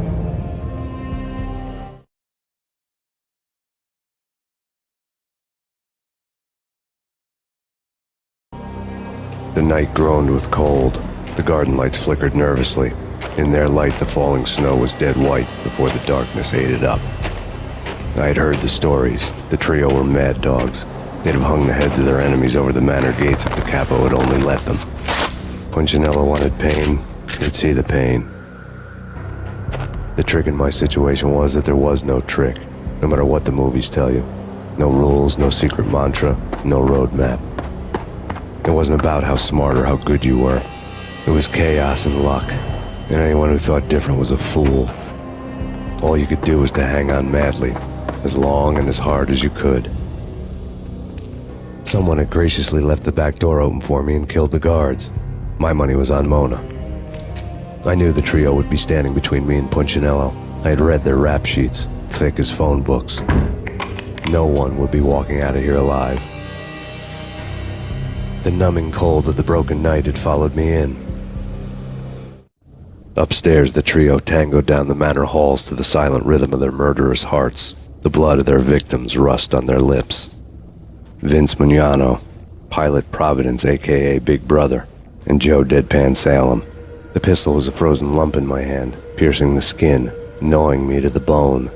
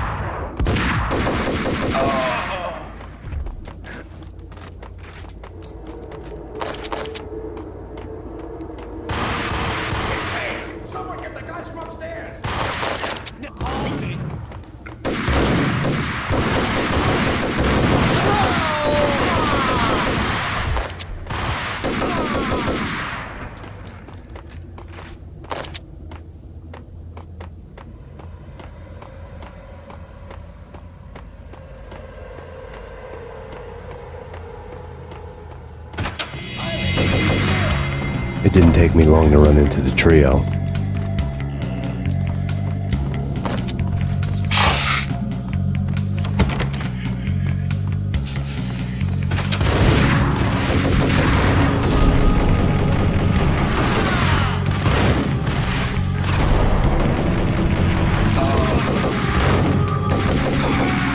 One down, two to go.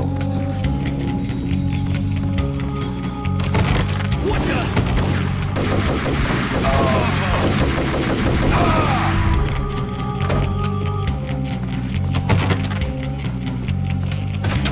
My fortune had been told.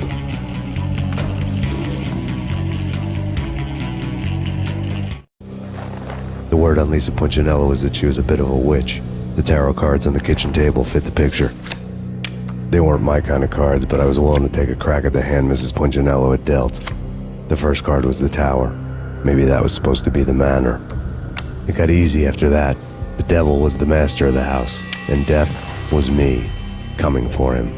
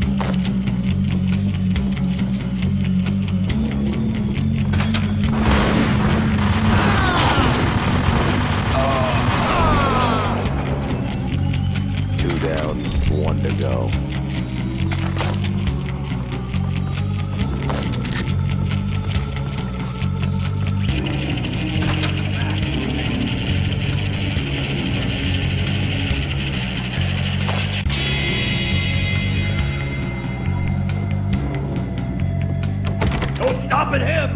This will stop anything. Take cover.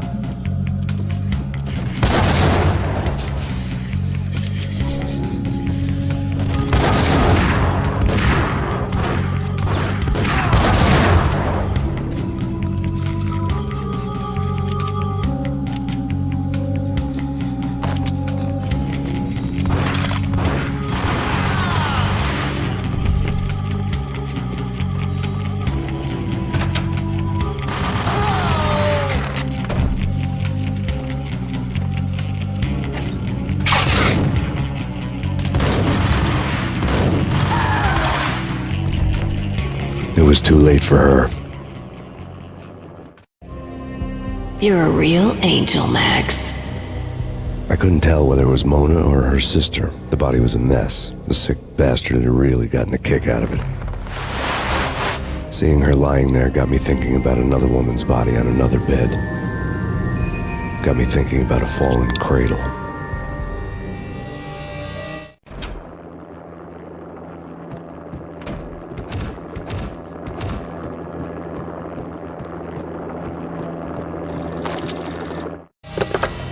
Max Payne. Talk to me. Alfred Woden. You've got company. An armed helicopter just landed on the manor grounds. You must hurry. The more the merrier.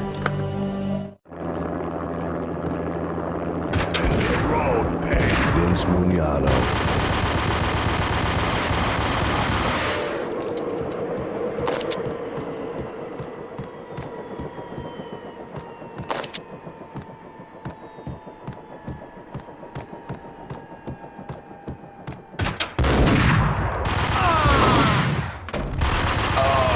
Punchinello's trio was done for.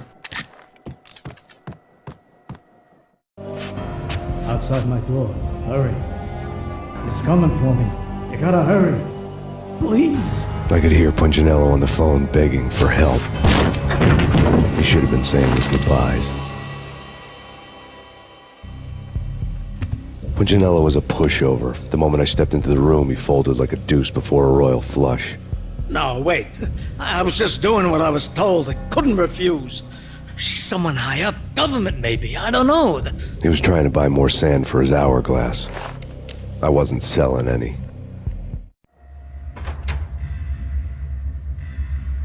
No, I told him not to.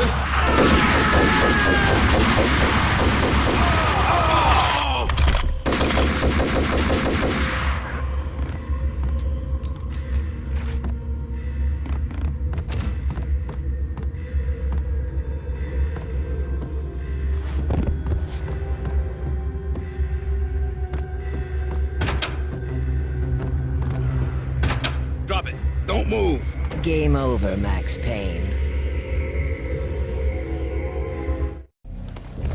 I could tell when I was outgunned.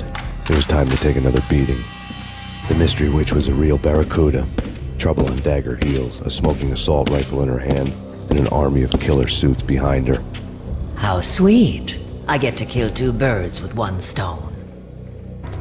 Sooner or later, it was going to catch up with you.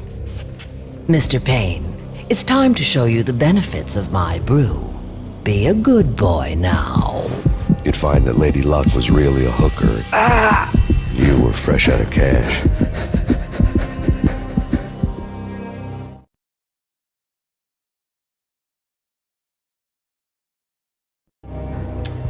Gentlemen, we're done here. Take me to Cold Steel. She had just given me an OD of Valkyr. I could feel green fire eating my brains. They turned to steam. They did a fade on me. I'd never had a chance. The witch had got me just as sure as if she put a gun to my head and pulled the trigger. The shadows rushed me, bruised mugshot faces hungry for revenge. They knew my weak spots and closed in for the kill. The floor turned into a vortex of green blood. I fell. Flesh of fallen angels.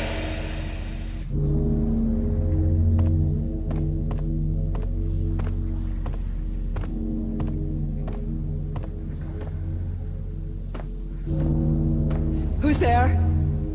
Max? Max, is that you? Max? Where are you, Max? Please.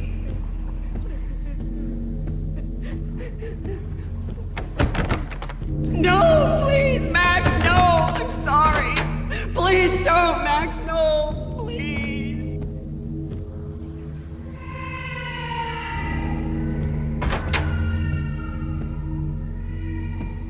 Max?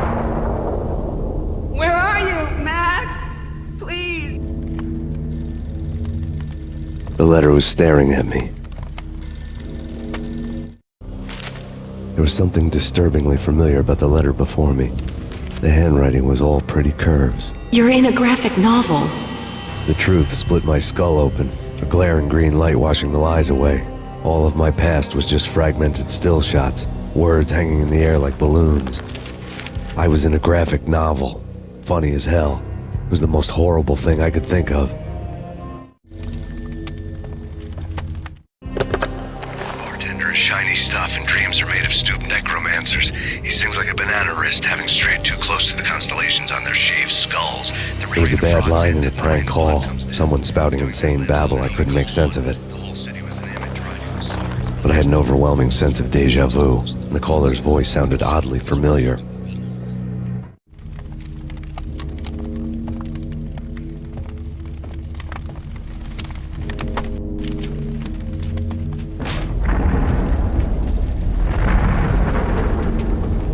The weird piece of paper looked dangerous.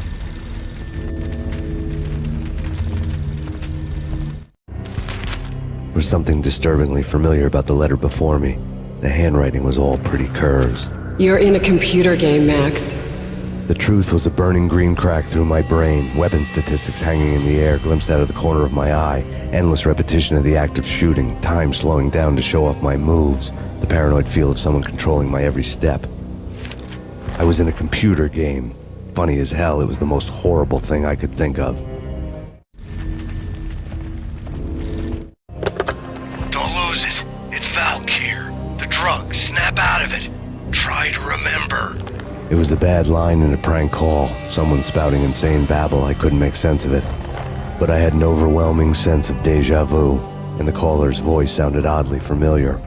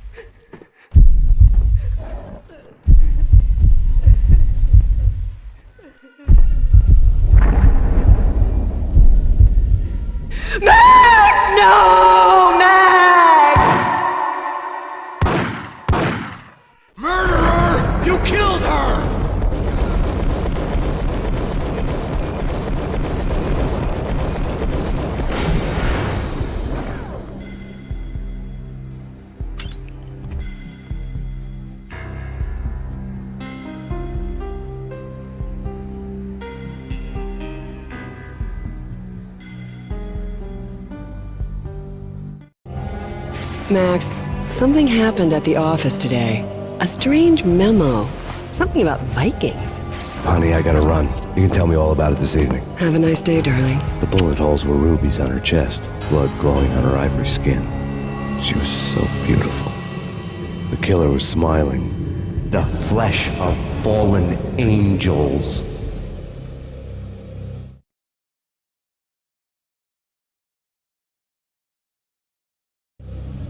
Slowly, the green nightmare faded, leaving dark stains on my soul that would never come off. I felt like flatlining. I was all shook up. I woke up in a cold sweat, sick and tired to the bone, lying in a puddle of my own puke. The hag had said take me to Cold Steel before it had all gone crazy. It was a clue, the only one I had. It took me forever to crawl back to my feet and hit the road, but when I did, I drove straight to Cold Steel Foundry outside the city. There was a whole lot of action around the place for a freezing winter night. Trucks coming and going, men running. I had the drop on the mystery witch. She thought I was dead. I was on her blind side. I was going in. The bad trip had put me in a crazy mood, adrenaline pumping through my aching veins. Staggering on the mill roof in ice and snow and wild wind, I was a ninja. My kung fu was strong. I wasn't kidding anybody. At best, I was Superman on kryptonite about to fall through a skylight, down to where it was all going down. A half-abandoned industrial area in the middle of nowhere. The factory was a perfect front for any number of illegal activities.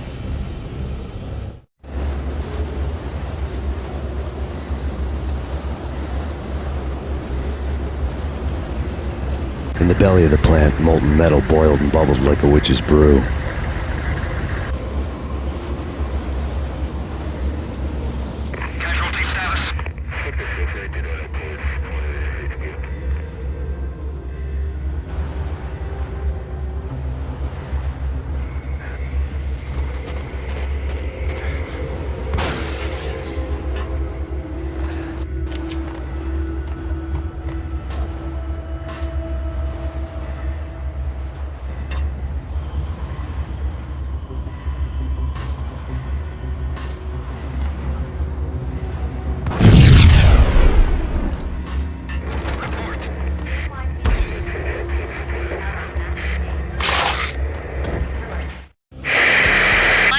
Weather condition. A record-breaking killer storm. In the city's history, vehicles stuck in snow. Heavy snowfall. Forecast shows severe weather is expected to continue. Out in the night, snow fell like confetti over the Devil's Parade. The storm was anything but over.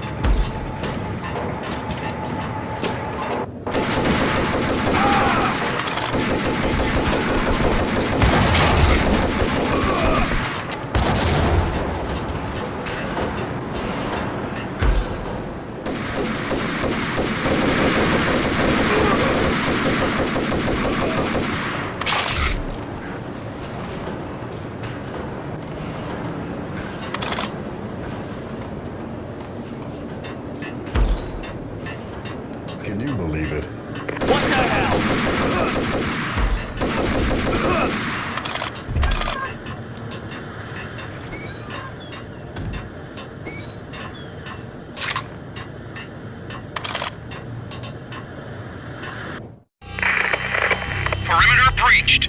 The facility has been compromised. Repeat, the Deep Six has been compromised. Initiate Operation Deadeye. The walkie-talkie military lingo could mean only one thing. They were getting ready to destroy the evidence and vanish into the night. I was so close. The hidden truths were just around the corner.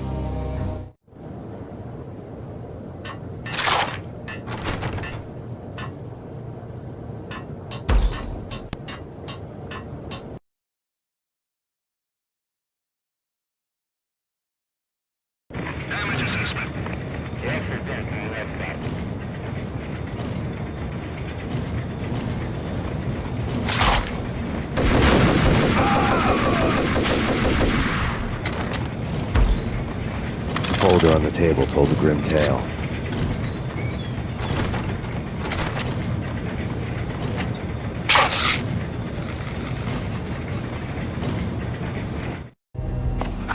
The mercenaries were running a tight operation, paperwork and all.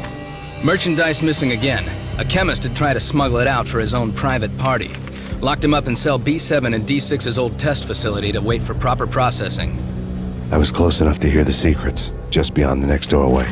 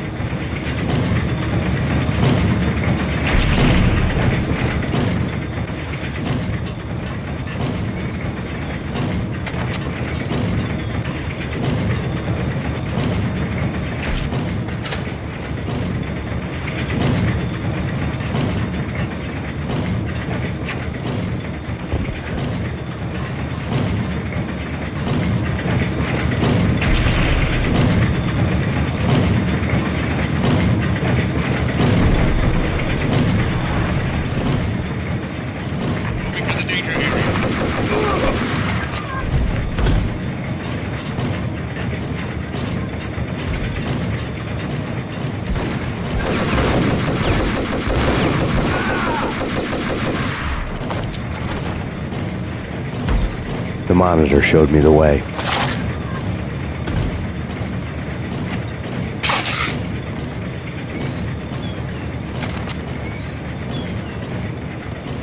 Processing diagrams fill the control room screens, all but one. An elevator titled D6 on one of the screens, somewhere onwards, past rows of ovens, in the core of the plant.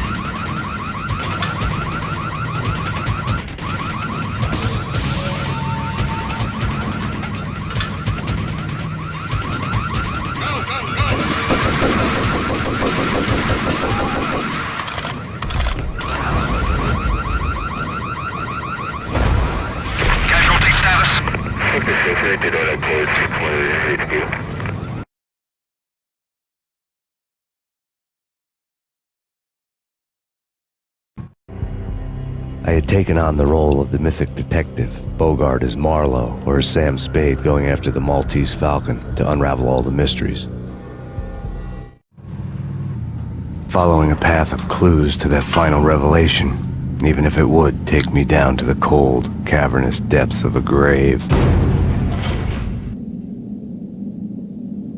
You can't do this! My men are still inside! Do you have any idea why this is called Operation Deadeyes?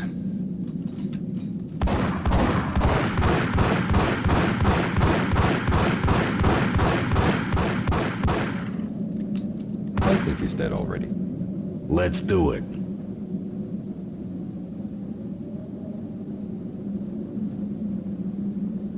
Attention all personnel. The self-destruction sequence has been initiated. Evacuate the complex immediately. Repeat. The self-destruction sequence has been initiated. Proceed to the nearest exit immediately.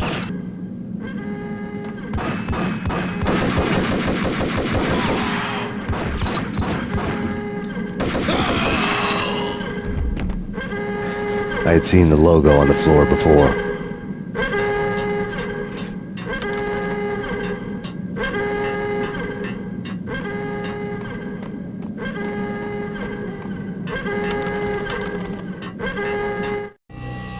There was an old army bunker under the steel mill. I knew the military plaque on the floor.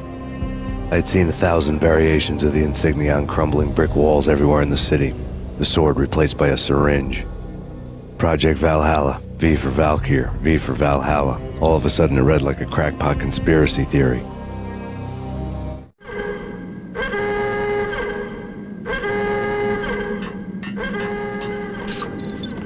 Abort! Abort! The self-destruction sequence!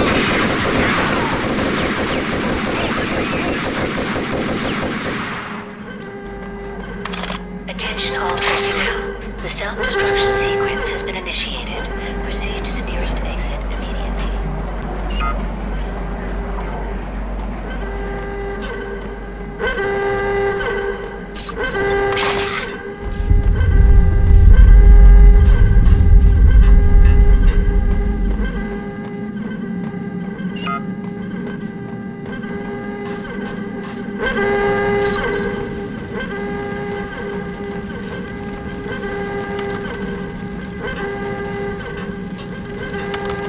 Like everything else in the Valkyr case, the door code was a mystery to me.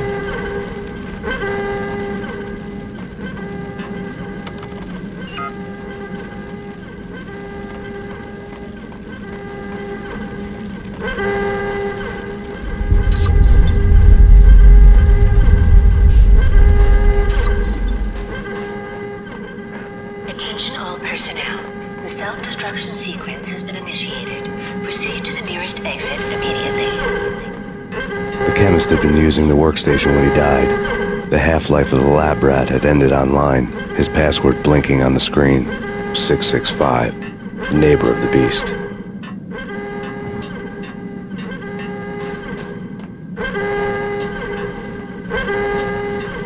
Decontamination in progress. Decontamination completed.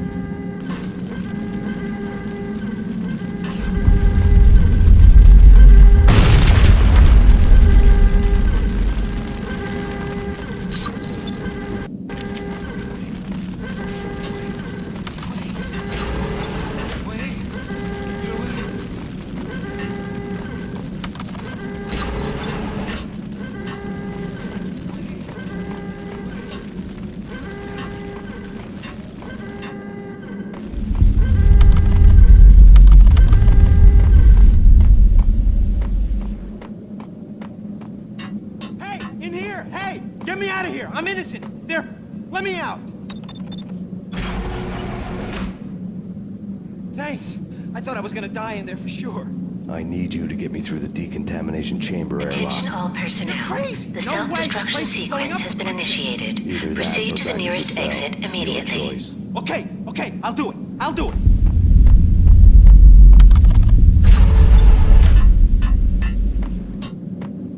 Are you mad? Move it! I don't want to die here!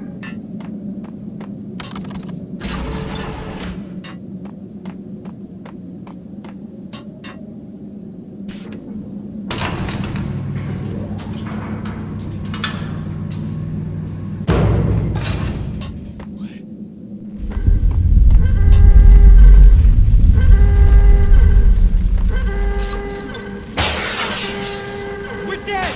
We're dead!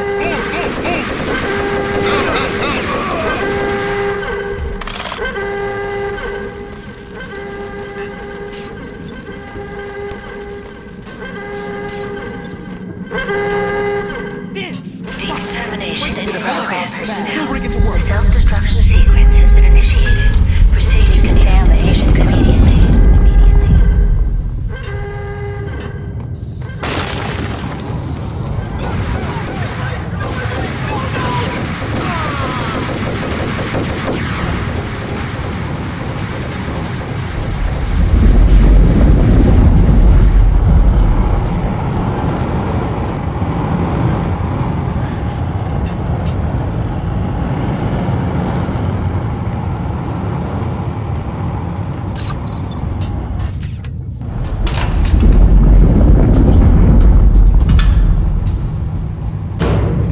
I was caught in the middle of the deadly web that was the Valkyr case.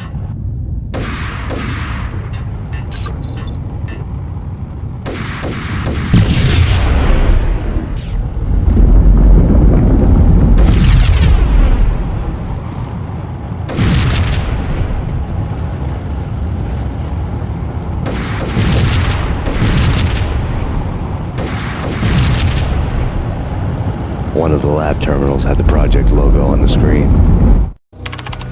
Top secret. Project Valhalla. U.S. Army. Yggdrasil Network. Valhalla.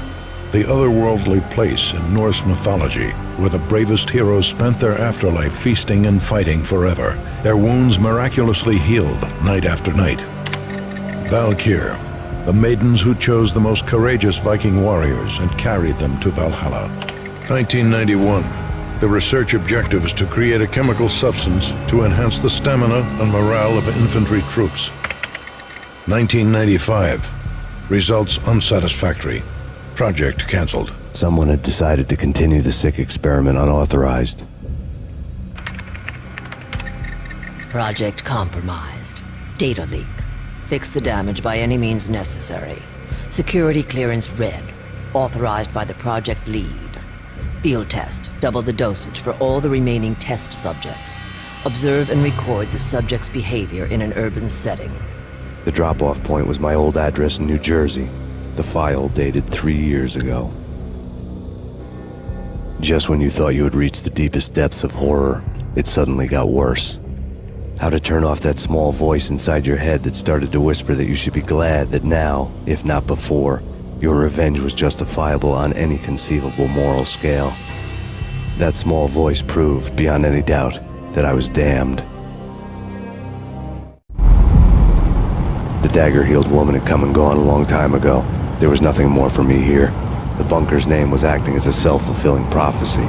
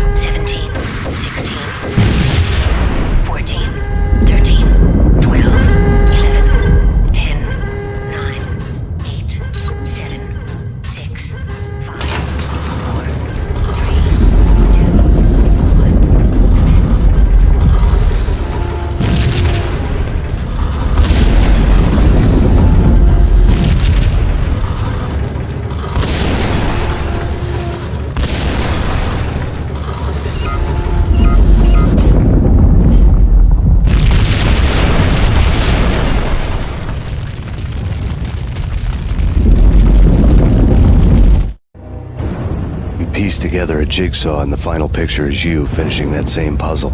A mad, green-eyed killer standing behind you. An urban legend come true. The Project Valhalla test subjects had been the mad junkies who had murdered my loved ones. The rest was simple body count math. It all pointed to her. Ms. Valkyr. The factory went up in a fiery inferno behind me. All my leads were dead, turned to smoke and dust. I had lost my way. I hadn't slept in a million years.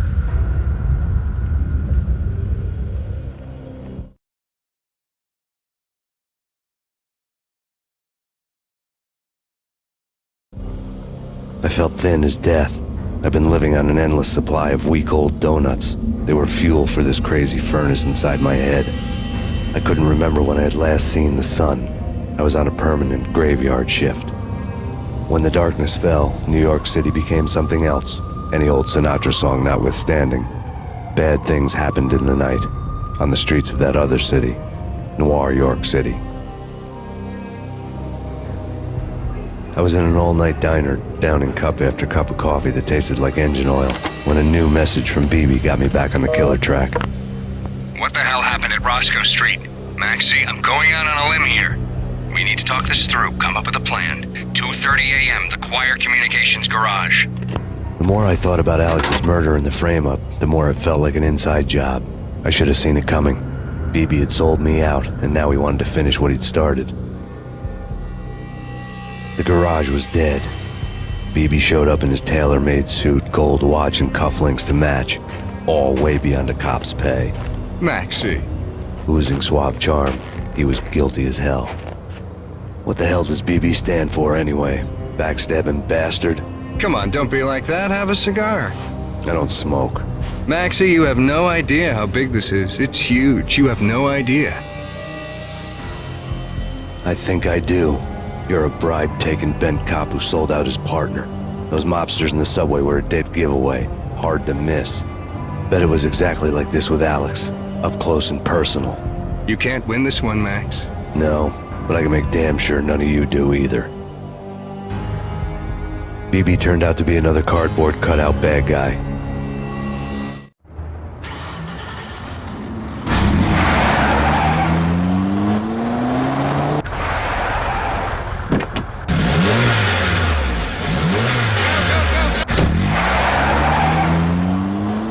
A bad cop on the take. A cowardly right-hand man fleeing from the scene, leaving his paid thugs to do his dirty work.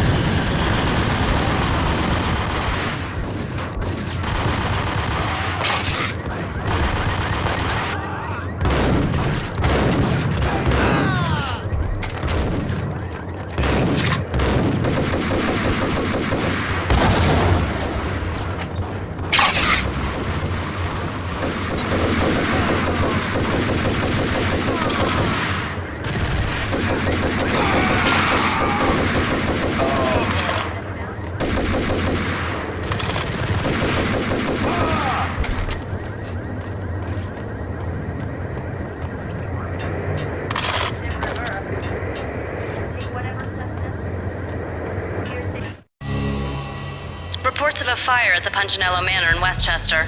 The manor is the home of Angelo Punchinello, the alleged head of the Punchinello crime family.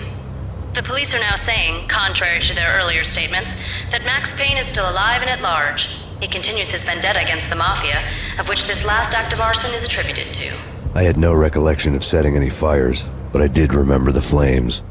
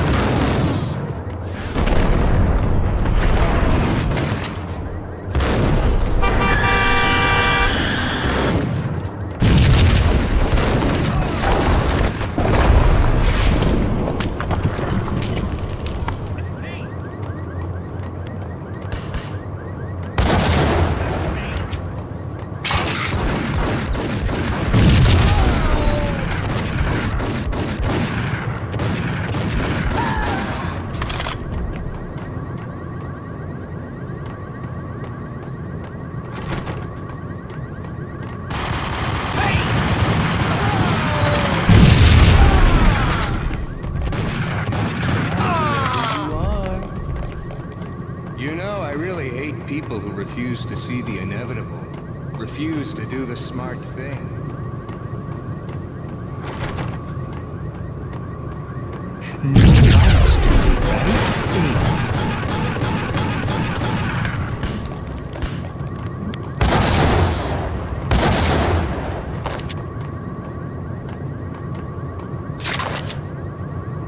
The payphone started to ring.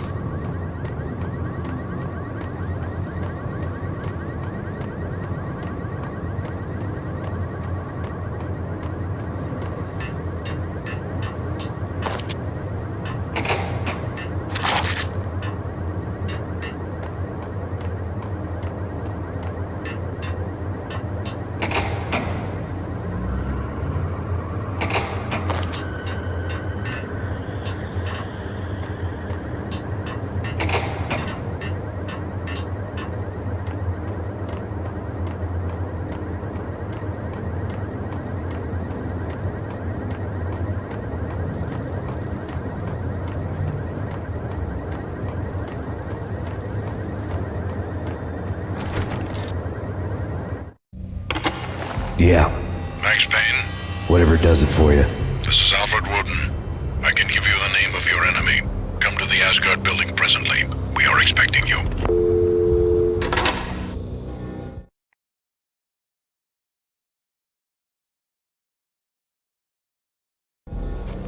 Woden was waiting for me on the steps of the old building. Mr. Payne, let's go inside. The others are anxious to begin. The others? Despite the general misconception, this building actually predates the City Hall by 2 years, thus being the oldest municipal building still in use here at the foot of the Brooklyn Bridge. No kidding. The old man played tour guide as he led me through a dark domed hall.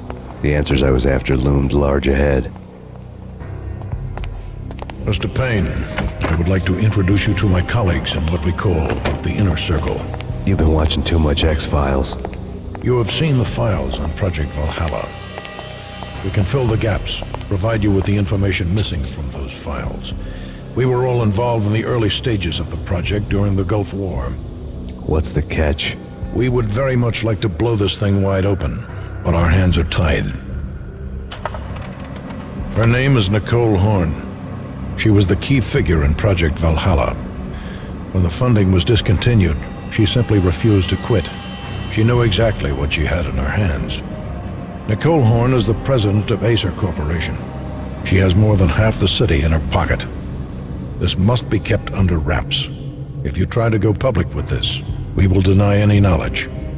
We need you to take her out. Afterwards, we can protect you. Make all the charges go away. That was the cue for the killer suits to kick in the doors and swarm inside.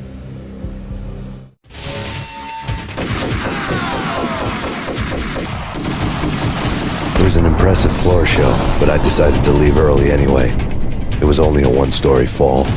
Lucky me.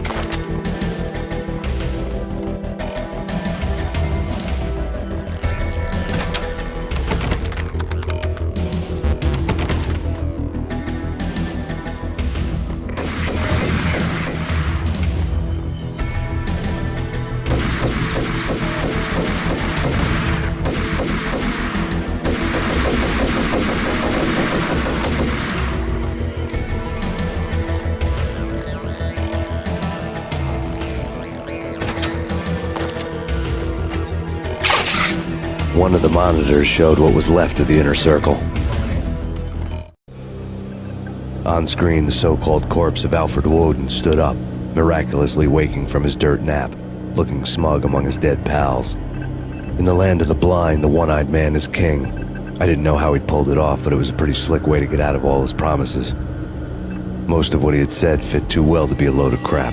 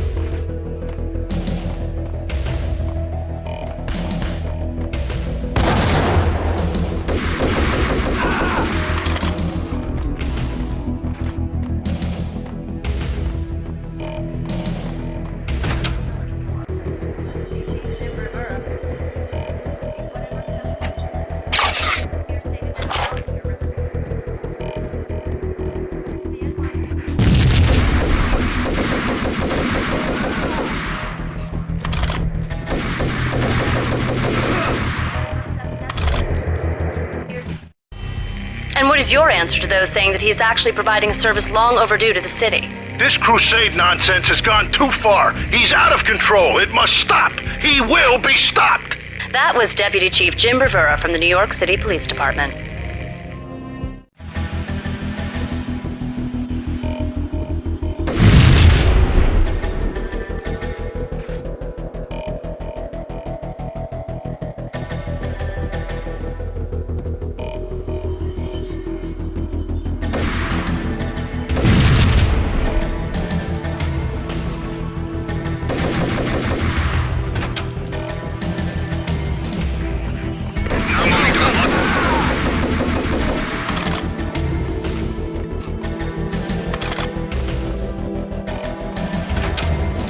videotape lay on the desk. Nicole Horn had blackmailed the Inner Circle into silence. The tape came with a curt extortion note on a piece of expensive paper. I remembered Candy Dawn taping her clients in action on the side, selling the tapes to the highest bidder.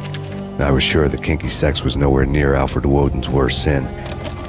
But I had a feeling that when this was over, any collateral would come in handy.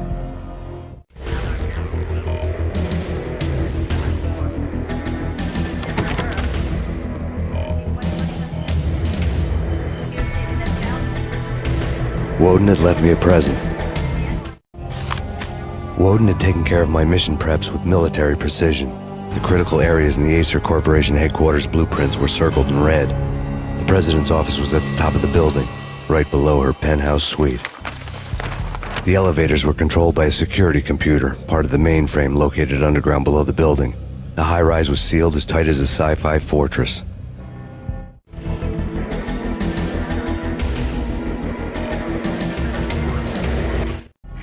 Nothing seems to stop Acer Corporation's phenomenal victory march. Incredibly, the stocks are still rocketing. Worried experts already see a danger in the company's success. Some have gone as far as to say that Acer Corporation is about to become an even bigger monopoly than Microsoft ever was.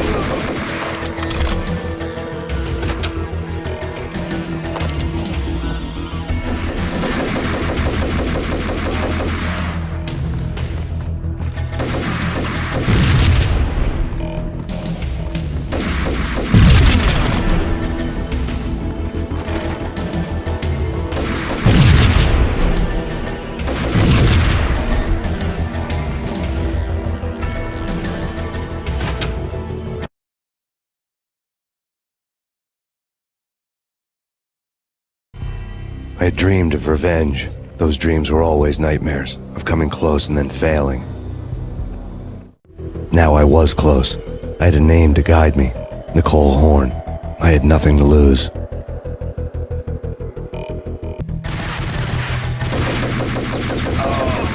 The Inner Circle had quite a track record.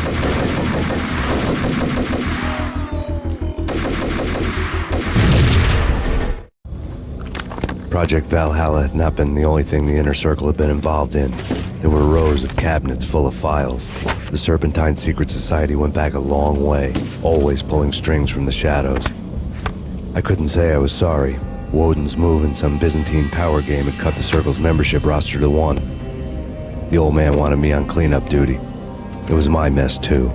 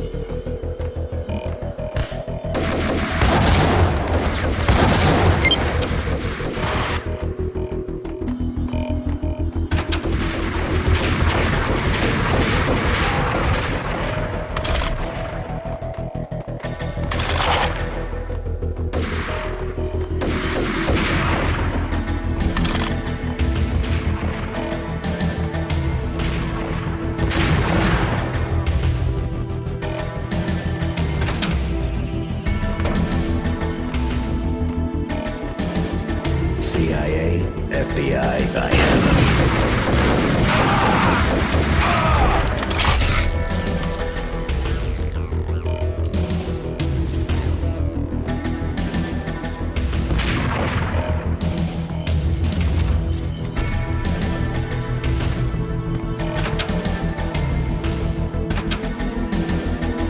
Take him down. Shoot to kill. Let's finish this.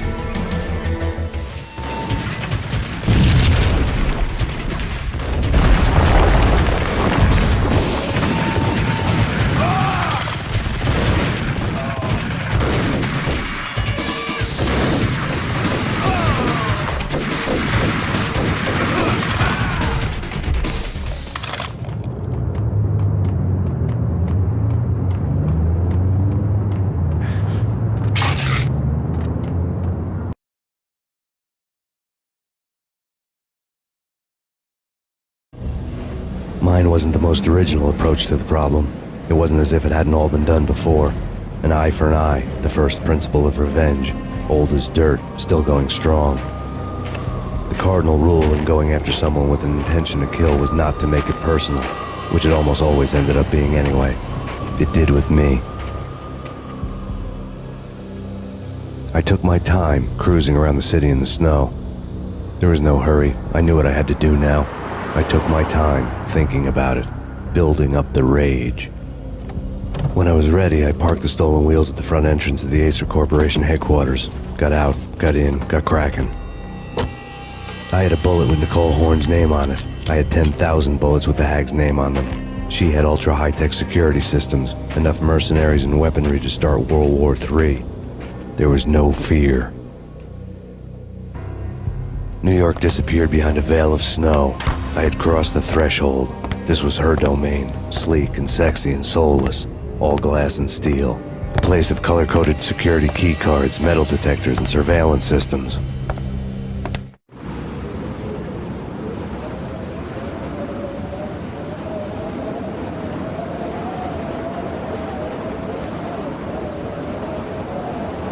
Colder than a walk-in fridge. Cold as a gun.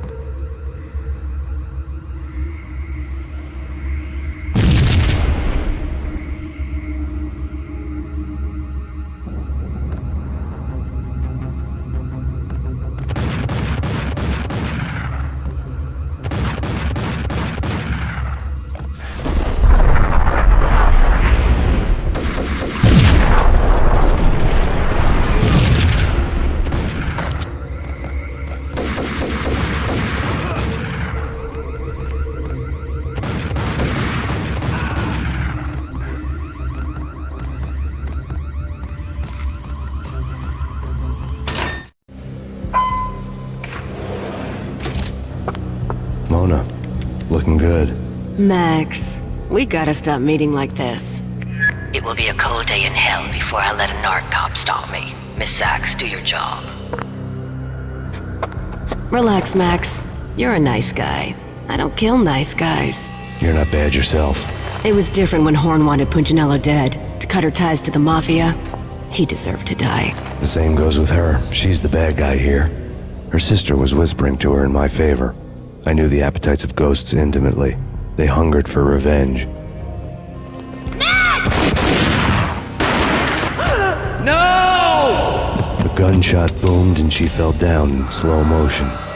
She was a nice girl, not really a stone-cold killer. And now she was stone-cold dead. Like religious fanatics or loyal samurai, Horn's private army was coming at me. Contact.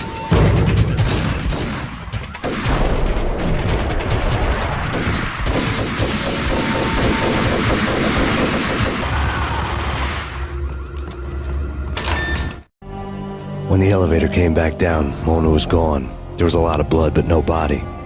Something clicked for the final time.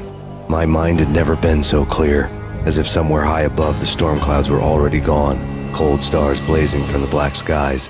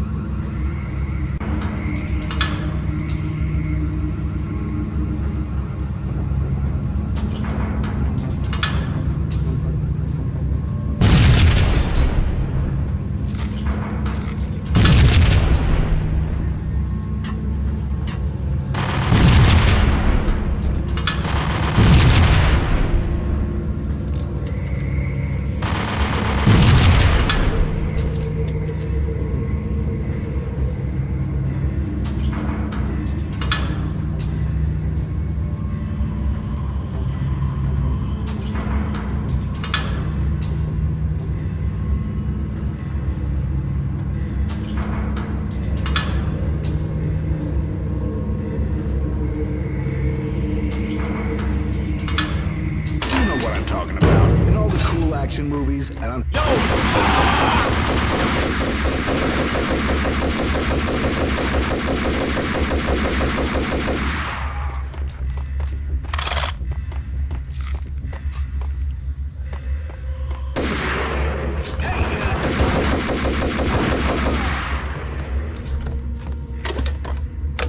I had elevator access to the mainframe. From there, I'd be able to override the security locks and get to her office.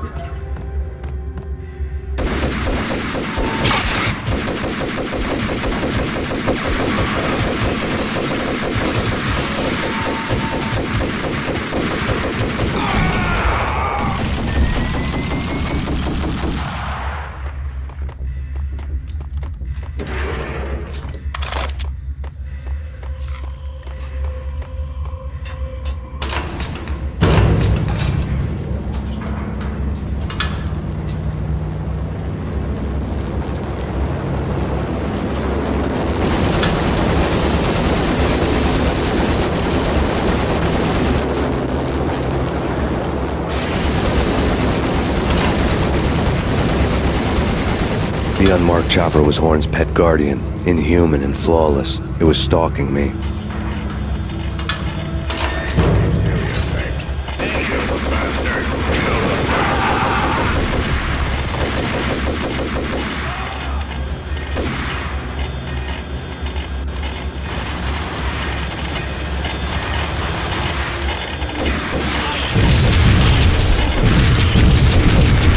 All Horn's locks were now offline. All bets were off. The elevator would take me all the way up.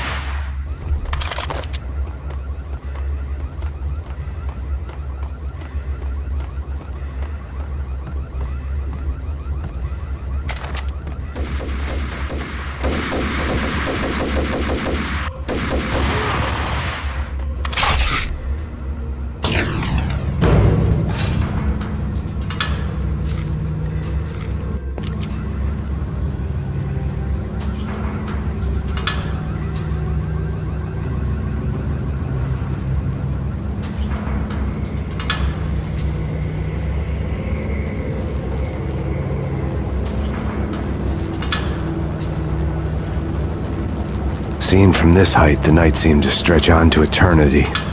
A hint of desperation had crept into the snowstorm, as if it was trying to get it all out before the end.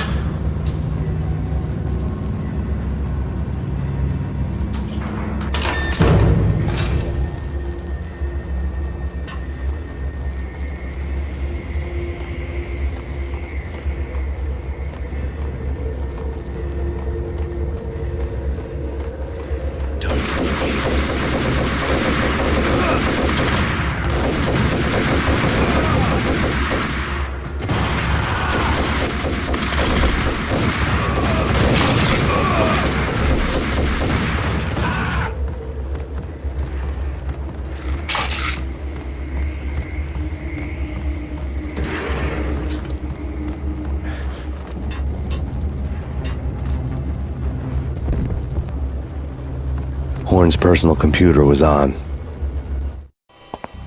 Next to the printer was a neat stack of expensive paper.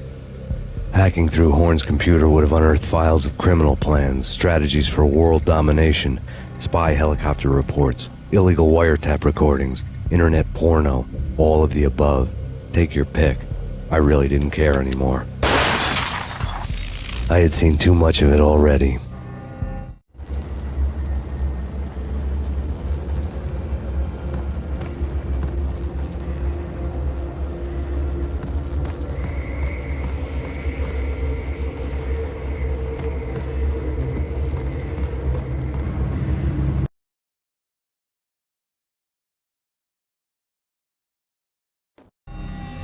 Valkyr had been meant to be a white-winged maiden that would lift you to a warrior's heaven, but it turned out to be a one-way demon ride to hell. The devil was in the drug. I knew. I had met him.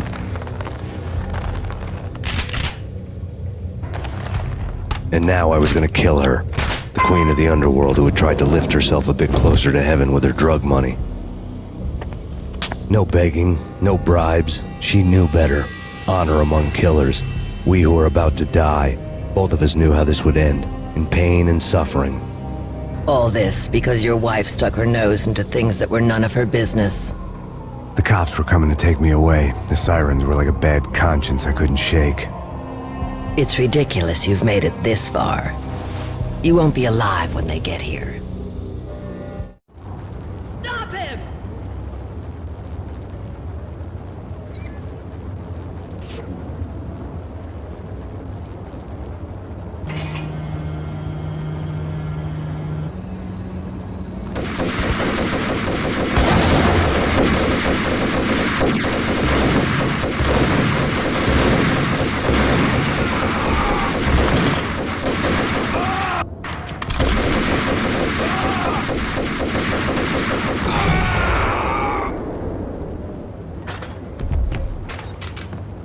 The elevator lobby.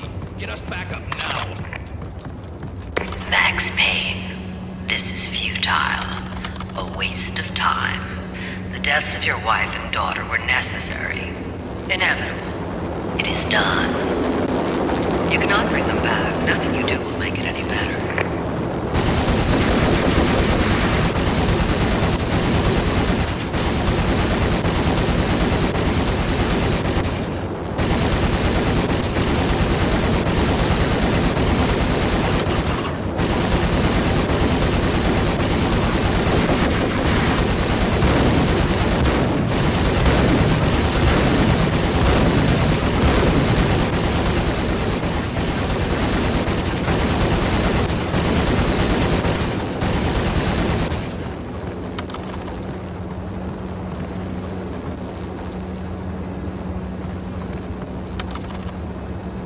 Max Payne, you are fighting a losing battle.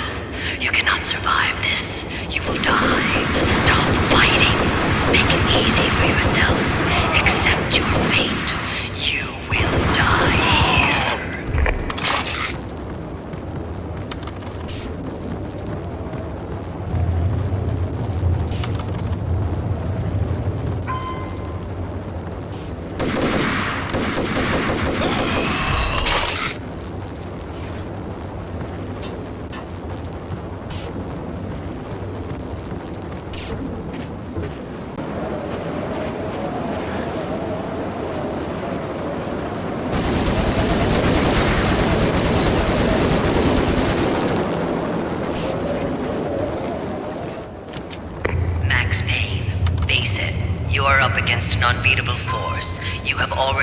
lost. You have lost. Only death will set you free from your pain. Accept it. Surrender. Give up.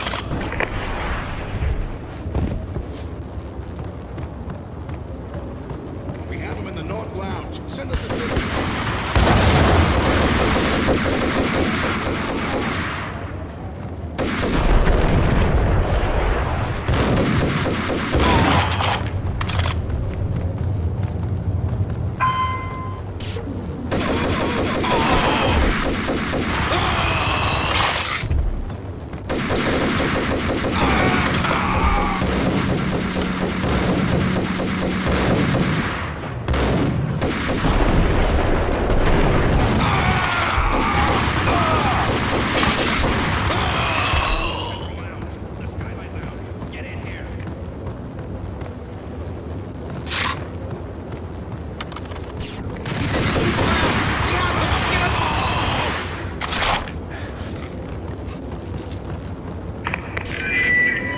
What do you mean he's unstoppable?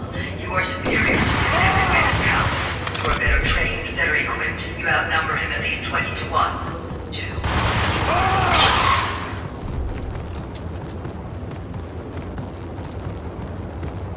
Not a step further.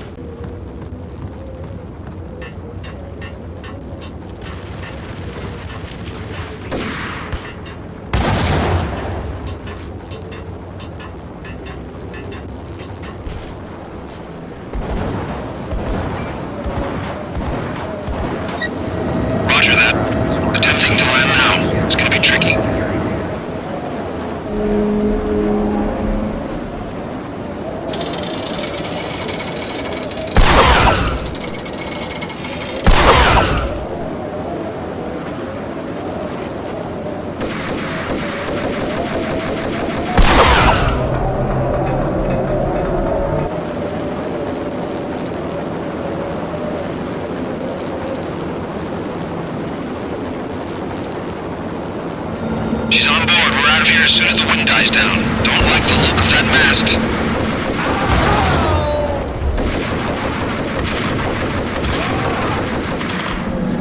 Lift off in 1 minute.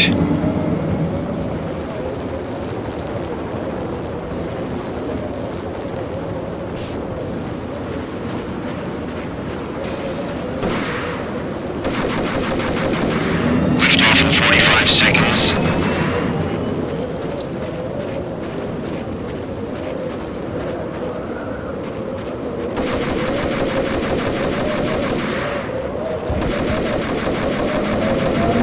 Seconds to lift off.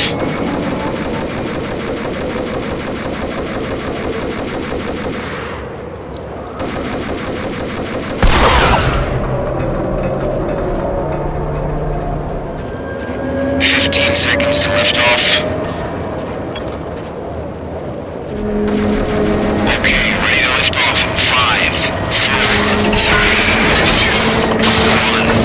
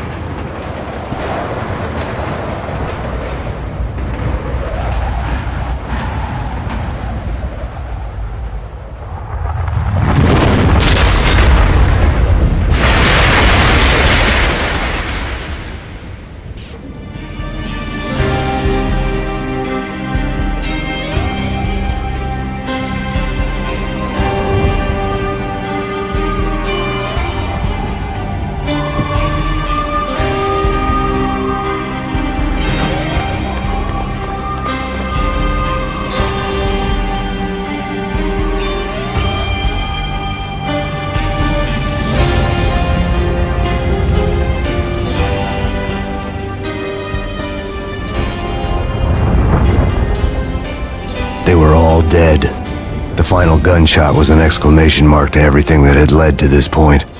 I released my finger from the trigger. And then it was all over. The storm seemed to lose its frenzy. The ragged clouds gave way to the stars above. Max Payne, this is Deputy Chief Jim Bravura from the NYPD. We've got the building surrounded. Throw down your weapons and lie down with your hands behind your head. A bit closer to heaven.